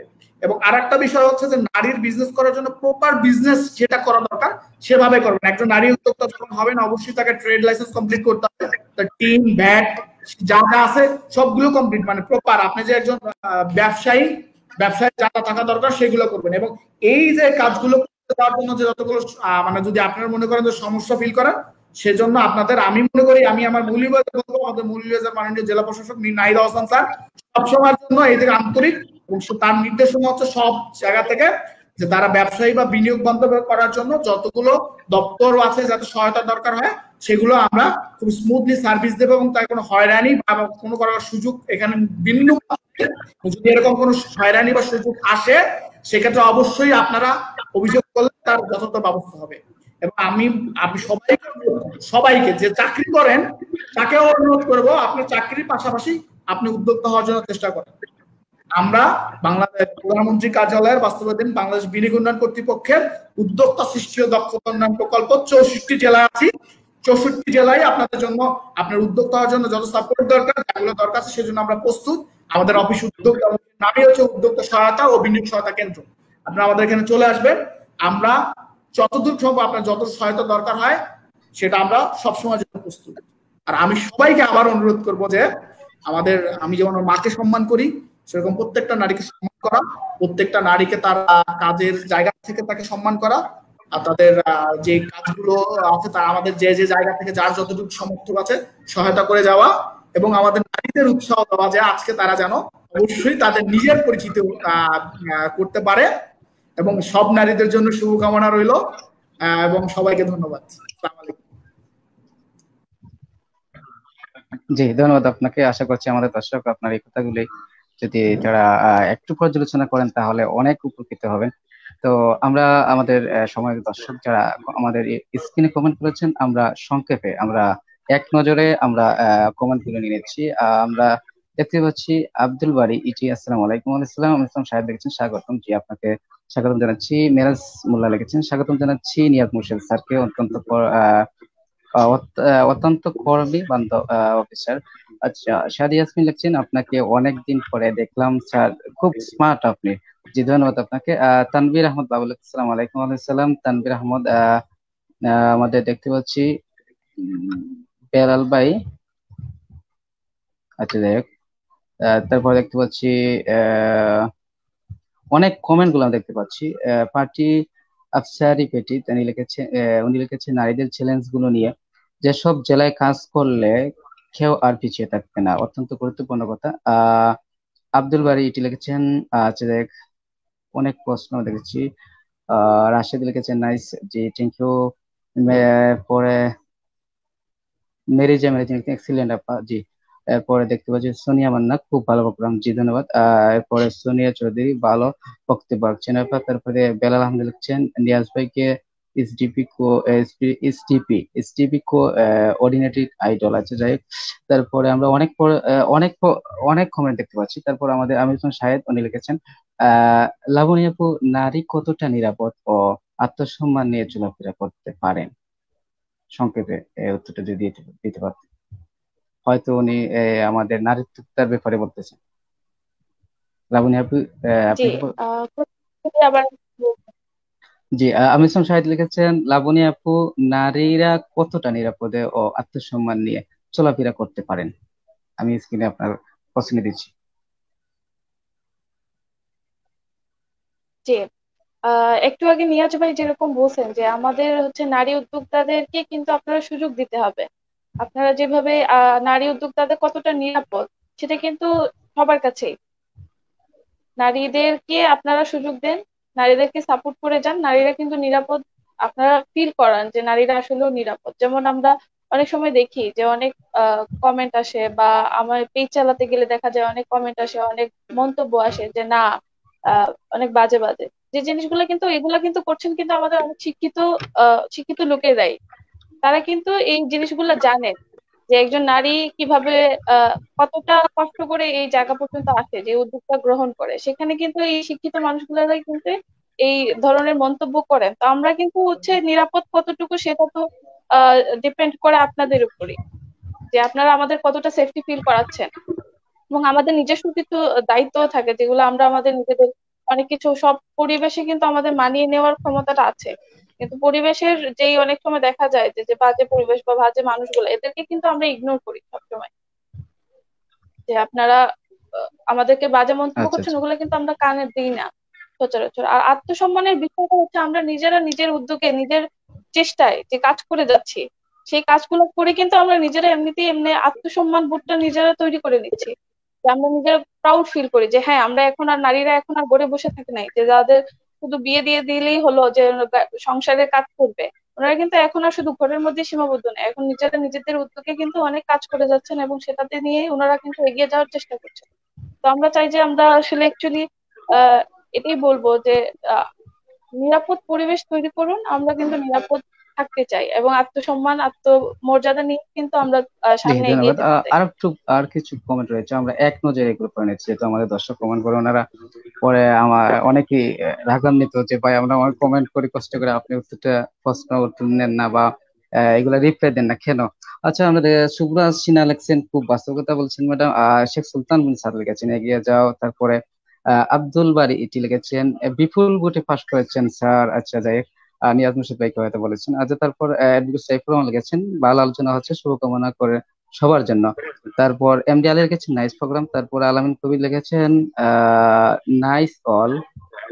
আচ্ছা, তারপর আমরা অনেক কমেন্ট দেখতে পাচ্ছি। তারপর এইচ এম হাসান আহমেদ লিখেছেন বাহ চমৎকার আলোচনা হচ্ছে, ধন্যবাদ আপনাকে। তারপর বেলাল আহমদ ভাই শেষ কমেন্ট করেছেন স্মাইল এন্ড পিক হই গেল। আচ্ছা, আমরা চলে যাব, তার আগে আমাদের বিলকিস আপুর মাধ্যমে শেষ করতে যে আপু আমাদের সমাজের দর্শক যারা রয়েছেন তাদের উদ্দেশ্যে আপনার শেয়ার মন্তব্য কি বলছেন? জি, যারা আমাদের অনেক সময়। হ্যাঁ, আমরা অনেকটা সময় নিয়েছি। জি ধন্যবাদ আমাদের সময় দেওয়ার জন্য। যারা দেখছেন সবাইকে ধন্যবাদ। যেই কমেন্টটা একটু আগে আসলো সেখানে আমি একটু বলতে চাই, আত্মসম্মান এটা কিন্তু নিজেকেই অর্জন করে নিতে হবে। এখানে কিন্তু কেউ কাউকে দিতে পারবে না। আমার আত্মসম্মানের ক্ষেত্রটা আমাকেই তৈরি করে নিতে হবে, সেই জায়গাটা আমাকেই অ্যাচিভ করতে হবে। আর নিরাপত্তার কথা যদি বলেন, আহ আমরা নিরাপত্তা এখন অনেকটা বলা যায় বাংলাদেশের প্রেক্ষাপটে আমরা অনেকটা নিরাপদ অবস্থানের মধ্যে আছি। তারপরে তো সব ধরনের সাপোর্ট আমরা পাচ্ছি। এই আজকের যে আলাপ, আমার জসিম ভাই একটা ইয়ে দিচ্ছেন যে উনি দেখছেন, আমার ভালো লাগছে জসিম ভাইয়ের মতো মানুষ আমাদের প্রোগ্রাম দেখছেন। তো ধন্যবাদ জানাই যারা দেখছেন সবাইকে। আবারও নিশ্চয়ই দেখা হবে ইনশাল্লাহ। আর আবারও কথা বলার সুযোগ পাবে হয়তো, আরো বড় ক্ষেত্র নিয়ে, বড় পরিসর নিয়ে আবারও আপনাদের সামনে আসবো। সব নারী উদ্যোক্তা ভালো থাকবেন, নারীরা ভালো থাকবেন, নারী পুরুষ নির্বিশেষে সবাই ভালো থাকবেন। ধন্যবাদ সবাইকে। জি লাবণী আপু, এক নজরে আমরা চলে যাওয়ার আগে আমাদের সময় দর্শকদের উদ্দেশ্যে একটু বলবেন। দর্শকদের উদ্দেশ্যে এটাই বলবো যে আহ আহ সবাইকে ধন্যবাদ অনুষ্ঠানটি দেখার জন্য, এবং আপনাদের সবাইকেও ধন্যবাদ যে আমি একজন নতুন উদ্যোক্তা হিসেবে আমাকে এরকম একটা প্রোগ্রামে আপনারা সবাই অংশগ্রহণের সুযোগ দিচ্ছেন। তো আর ইএসডিপি কে অবশ্যই ধন্যবাদ যে ওনারা আমাদেরকে সাপোর্ট করছেন, কোঅর্ডিনেটর ভাইয়েরা বললেন, যে ভাইয়েরা গুলো আছেন ওনারা আমাদেরকে সাপোর্ট করে যাচ্ছেন। আমরা আসলে এই সাপোর্টটাই জি আমাদের খুব বেশি দরকার সামনে এগিয়ে যাওয়ার জন্য। জি ধন্যবাদ সবাইকে আপনাকে। ধন্যবাদ। নিয়াজ মুর্শিদ ভাই, আমাদের সম্মানিত দর্শকের উদ্দেশ্যে অল্প সুরে শেষ কথা শুনতে চাই আপনার কাছ থেকে। আসলে এই যে মানুষগুলো যারা আজকে কমেন্ট করেছে বা দেখতেছে, তাদের যে আসলে আগ্রহটা বা তাদের যে ভালোবাসা, আমি মনে করি তাদের এই ভালোবাসার জন্য আজকে আমার নারী উদ্যোক্তারা একসময় খুব ভালো একটা অবস্থানে যাবে। আমি দর্শকের উদ্দেশ্য যদি সবার উদ্দেশ্যে বলি, আমি একটু সংশোধন করি সবশেষে, যে আমি এখানে আমাদের শ্রদ্ধেয় জসিম স্যার আমাদের এগুলো প্রোগ্রামটা দেখছেন, আর উনি একজন আসলে খুব সাপোর্টিং একটা মানুষ। সেই বিশেষ করে আমার ইএসডিপি কে বেশি সাপোর্ট করে, বিশেষ করে সব নারী উদ্যোক্তা বলেন পুরুষ উদ্যোক্তা বলেন, তার কাছ থেকে আমার প্রশিক্ষণের সময় বলেন সবসময় একটা সাপোর্ট পেয়ে থাকি। এবং আমার ক্ষেত্রে তো সবসময় তার সাপোর্ট আছে, আমি জানি সবসময় আমাকে হেল্প করে। আমি একটু বলতে চাই যে আমাদের এক উদ্যোক্তা কমেন্ট করেছে smile and pay. Smile and পেটা বলতে আমি ভুলে গেছি। এটা হচ্ছে বিগ কমিউনিকেটিভ একটা মার্কেট ক্রিয়েট করেছে আমাদের এই উদ্যোক্তা। এই উদ্যোক্তার লক্ষ্য হচ্ছে বেসিক্যালি আমাদের প্রত্যন্ত, যে বলেছিলাম যে প্রত্যন্ত উদ্যোক্তা যারা আছে, নারী বলেন পুরুষ বলেন, সেখানে তাদের উৎপাদিত পণ্য কোনো প্রকার মানে মধ্যস্থ ভোগী ছাড়া সেটা বিক্রির সুযোগের জন্য একটা প্ল্যাটফর্ম করেছে, এবং খুব ভালো পণ্য যারা ভোক্তারা পেতে পারেন সেই ব্যবস্থা করেছে। সেখানে কিন্তু অনেক নারী উদ্যোক্তারা আছে যারা এই স্মাইল অ্যান্ড পের সাথে সংযুক্ত আছে, এবং এই স্মাইল অ্যান্ড পের সাথে ম্যানেজমেন্টের মধ্যেও আছে যারা যারা এই নারী উদ্যোক্তা। এবং আমি আরো একটা জিনিস নারী উদ্যোক্তাদের একটা বলি যে আসলে যখন নারী উদ্যোক্তা হবেন অবশ্যই আপনার ব্যবসা সংশ্লিষ্ট এবং ব্যবসার মতন যারা অন্য উদ্যোক্তা আছে, নারী বলেন পুরুষ বলেন, তাদের সাথে একটা সুসম্পর্ক রাখবেন। এবং ব্যবসা সংশ্লিষ্ট যারা আছে আগে পরে যারা ভোক্তা বা যারা আছে আপনার ব্যাক সাপোর্ট দেয় বা সাপ্লাইয়ার যারা আছে, আমি সব মানুষের সাথে সুসম্পর্কের কোনো বিকল্প নেই। আপনি কখনোই কারোর সাথে আপনি একজন উদ্যোক্তা হিসাবে কখনোই বলা চলবে না যে আমি এই ব্যবসা করি, আমার পণ্যটা ভালো আর অন্য যে নারী উদ্যোক্তা আছে তার পণ্যটা খারাপ, কখনোই এটা বলা যাবে না। বরঞ্চ ওই যে নারী উদ্যোক্তা আছে তাদের জন্য তাদের কাছ থেকে পরামর্শ নিতে পারবে, পরামর্শ দিতেও পারবে। কারণ জ্ঞান হচ্ছে এমন একটা জিনিস যেটা হচ্ছে আপনি বিতরণ করতে পারবেন আবার নিতেও পারবেন, আমার সেখানে কোনো শেষ নেই। আবার আমি যে জিনিসটা জানি অন্য মানুষকে জানেন, আমার কোনো ক্ষতি নেই, আমার লস হয় না। কিন্তু এই জিনিসটা যে আপনার ব্যবসায়িক ক্ষেত্রে আপনার সুসম্পর্ক এবং এই যে ভালো কমিউনিকেশন করে রাখা দরকার। যেমন আমাদের chamber of commerce, women chamber of commerce কিন্তু আমাদের আছে। কাজটা কি? এই যে যারা ব্যবসায়ী আছে তাদের ইউনিট করে রাখে। এবং আমি সবাইকে অনুরোধ করব যে যারা এই ব্যবসা বা উদ্যোক্তা হন, তারা যে ব্যবসা আপনার সেম ব্যবসা যদি অন্য একটা আপু করে বা অন্য উদ্যোক্তা করে, তার সাথে সবসময় বেশি ভালো সম্পর্ক রাখবেন। কেননা আপনার সাথে তার সাথে সম্পর্ক আপনার ব্যবসাটা আরো বেশি ডেভেলপ করা সম্ভব। এবং আমি দর্শকের উদ্দেশ্যে আবার বলবো যে আমরা বাংলাদেশটা আমাদের, আমরা দেশকে ভালোবাসি, আমার মাকে ভালোবাসি, যেমন আমার বোনকে ভালোবাসি। তো আমাদের নারী উদ্যোক্তাদের জন্য সেই ভালোবাসাটা থাকবে, সেই সম্মানটুকু থাকবে, এবং সেই সম্মান তারা কাজ করতে পারে সেই প্ল্যাটফর্মে। নিরাপত্তার বিষয়টা খুব জরুরি। আমাদের যারা এরকম দেখা যায় অনেক ক্ষেত্রে আমাদের কিন্তু অনেক আইনগুলো বাংলাদেশের অনেক নাগরিক জানে না। যেমন ডিজিটাল নিরাপত্তা আইনটা আছে, এটা সবার জানা প্রয়োজন। আমাদের প্রশাসন, আমাদের পুলিশ প্রশাসন সর্বদাই কিন্তু প্রস্তুত আছে। এরকম যদি কেউ লক্ষ্য করেন যে কোনো নারীকে বা কোনো নারী উদ্যোক্তা বা নারীকে অপমান করা হচ্ছে, সেক্ষেত্রে অবশ্যই তাদের উচিত যে সমন্বিতভাবে তাদের প্রতিহত করা, এইসব লোককে বর্জন করা এবং তাদের শিক্ষা দেওয়া, যাতে করে এই নারীদের রাস্তার মধ্যে তারা বাধা সৃষ্টি না করতে পারে। তারা যেন সম অধিকার এবং খুব সুন্দরভাবে, কেউ যাতে পরিবেশটা মানে তাদের যে কর্ম পরিবেশটাও নষ্ট করে, এবং তাদের কাজে যত প্রকার সহায়তা দরকার যে মানুষ হিসাবে, একজন নাগরিক হিসাবে সেটা করা উচিত। এবং তাদের পণ্য কিনে, মনে করেছে তাদের পণ্য কেনা উচিত। মানে আমাদের ম্যাক্সিমাম নারী উদ্যোক্তারা কিন্তু দেশি পণ্য নিয়ে কাজ করে, অনেক আছে বিদেশি পণ্যটা খুব ভক্ত। আমি একটা এক্সাম্পল দিয়ে বলি, আমার এই দেখলো বাংলাদেশের কোনো পণ্য কেনে না, বিদেশে গেছে পণ্য কিনতে, দেশে শপিং করে আসছে, অনেক বেশি টাকা খরচ করে শপিং করে আসছে। যখন দেশে আসলো, প্রত্যেক সময় যে প্রোডাক্ট কিনেছে, কাপড় চোপড় কিনেছে, জুতা কিনেছে, সে লেভেল উঠে দেখা যায় মেড ইন বাংলাদেশ লেখা। এরকম আমি বলতে চাই, আমার পণ্য, আমার দেশের পণ্য, বাংলাদেশের পণ্য বিশ্বের চেয়ে সবচেয়ে কোয়ালিটি পণ্য বাংলাদেশ বানায় এবং সক্ষম, অন্য দেশের থেকে ভালো পণ্য বানায়, এবং আমাদের দেশি পণ্য ব্যবহার করা উচিত। এবং দেশি পণ্য ক্রয় করে এই যে আমাদের যারা নারী উদ্যোক্তা আছে তাদের উৎসাহ দেওয়া, এবং তাদের পণ্যটা সবসময় আমাদের এবং তাদের পণ্যকে ক্রয় করতে উৎসাহিত করার জন্য সবাইকে বিনীত অনুরোধ থাকবে। এবং আমাদের যত নারী উদ্যোক্তা আছেন এবং যারা নারী উদ্যোগ হতে যাচ্ছেন তাদের জন্য সবসময় শুভকামনা। এবং আমরা যারা এই নিয়ে কাজ করছি এবং আমাদের প্রশাসন, আমাদের জনপ্রতিনিধি যারা আছে, তারা সর্বদাই আপনাদের জন্য প্রস্তুত, আপনাদের সেবায় নিয়োজিত। আপনারা আসবেন, এই দেশটাকে সুন্দরভাবে সাজাবেন। সবাইকে ধন্যবাদ।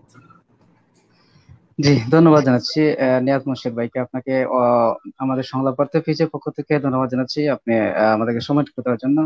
ধন্যবাদ জানাচ্ছি ফেরদৌস আক্তার লাবণীকে, আপনাকে ধন্যবাদ জানাচ্ছি আপনি আপনার মূল্যবান সময়টুকু দেওয়ার জন্য। জি, ধন্যবাদ জানাচ্ছি আমাদের মোসাম্মদ বিলকিস বেগম আপুকে, ভাইস চেয়ারম্যান মহিলা কমলগঞ্জ উপজেলা পরিষদ। আপনি আপনার শত ব্যস্ততার মধ্যে আজকে আমাদেরকে সময়টুকু দেওয়ার জন্য। দর্শকের উদ্দেশ্যে বলতে চাই, একটি সুখবর রয়েছে। নেক্সট সপ্তাহে আমরা ইসলামিক প্রোগ্রাম করতে চাচ্ছি, সেটাও আমাদের আপনাদের প্রিয় ব্যক্তিত্ব সাদিক সিকান্দার ভাই ও দেলওয়ার হোসেন ভাইকে নিয়ে আপনাদের সামনে হাজির হব। তো দর্শকের উদ্দেশ্যে বলতে চাই, এতক্ষণ যাবত আপনারা যারা আমাদের সাথে ছিলেন, আপনাদেরকে সবাইকে স্বাগত এবং শুভরাত্রি জানিয়ে।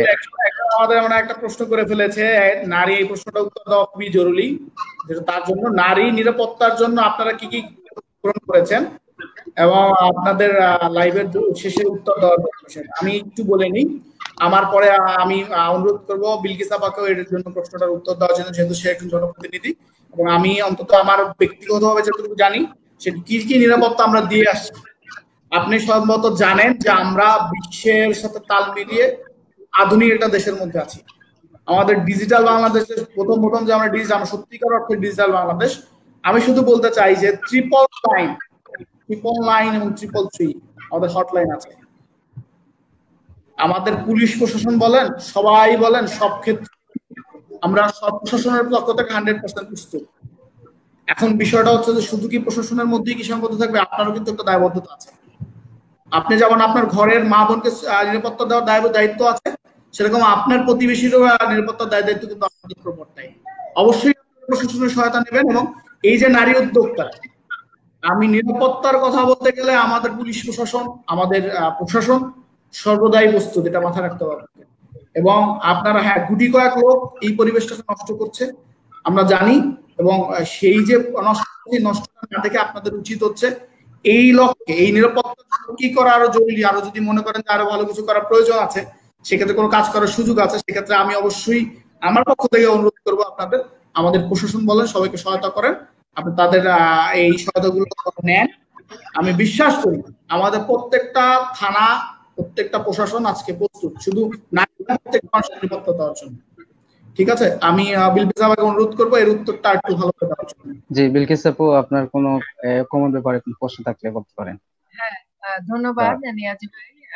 নারীদের নিরাপত্তার জন্য যে কথাগুলো আসছে সেটা একদম বাস্তব। তবে এখন নারীর হাতের কাছে কিন্তু প্রশাসন, নারীকে সহায়তা দেওয়ার জন্য মহিলা অধিদপ্তর যেভাবে কাজ করে যাচ্ছে, আমরা মহিলা ভাইস চেয়ারম্যান, প্রত্যেক ইউনিয়নে নারী সদস্য আছেন, তারা কিন্তু সহজে নারীদের কষ্টগুলা, নারীর দুঃখ, নারীর বিপদগুলা কিন্তু একজন মহিলার সাথে শেয়ার করার সুযোগটা পাচ্ছেন।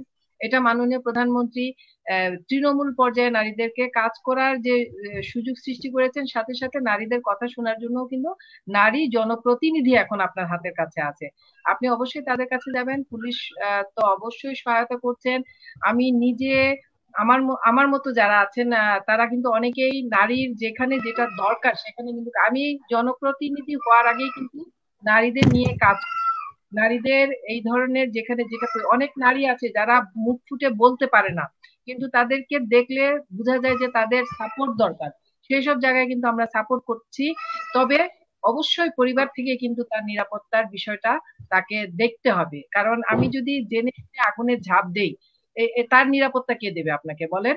তো আমাকে বুঝতে হবে আমার বিপদ কোথায়, আমার সমস্যা কোন জায়গায়, এবং সেই অনুযায়ী আমাকে ব্যবস্থা গ্রহণ করতে হবে, তবেই আমি নারীরা নিরাপদ থাকবে। পুলিশ প্রশাসন আছে, আপনারা এখন জানেন 999 একটা নাম্বার, যখন যেখানে যে অবস্থায় আপনি পড়ছেন সেখানে কিন্তু সেখানে সাপোর্ট পাচ্ছেন। ডিজিটাল এই যুগে নারীরা অনেক নিরাপদ, ইনশাল্লাহ। নারীদের নিরাপত্তা নিয়ে আমরা আরো ভালো কাজ করব, যেখানে যেটা দরকার অবশ্যই সেখানে কাজ করব। ধন্যবাদ হামিমকে, তিনি এমন একটি প্রশ্ন যাওয়ার সময় করেছেন। তো আমরা আশা করছি যে যতটুকু সময়ের মধ্যে আমরা পেরেছি উত্তর দিয়েছি, তারপরেও নিশ্চয়ই আবার কথা হবে। ধন্যবাদ। জয় বাংলা। জি দর্শকের উদ্দেশ্যে বলতে চাই, আমাদের সময় কিন্তু অনেক চলে গেছে, তো আমরা আর উত্তর নিতে পারছি না। আমরা আন্তরিকভাবে দুঃখিত। আশা করছি নেক্সট প্রোগ্রাম আমরা আবারও এইভাবে করবো। তো তখন আপনাদের মনের গহীনে অনেক জমাট থাকা প্রশ্নগুলো আপনারা আমাদের স্ক্রিনে করবেন, ইনশাআল্লাহ সে সময় উত্তর দিব। তো আমরা এই মুহূর্তে আর কোনো প্রশ্ন নিতে পারছি না, আমরা আমাদের কথা দীর্ঘায়িত করছি না, চলে যাচ্ছি। চলে যাওয়ার আগে দর্শকের উদ্দেশ্যে বলতে চাই, দর্শক এতক্ষণ যাবত যারা আপনারা আমাদের সাথে ছিলেন, আপনাদের সুস্বাস্থ্য কামনা করে আমরা বিদায় নিচ্ছি। আসসালামু আলাইকুম রহমতুল্লাহি তাআলা ওয়া বারাকাতুহু। শুভরাত্রি সবাইকে।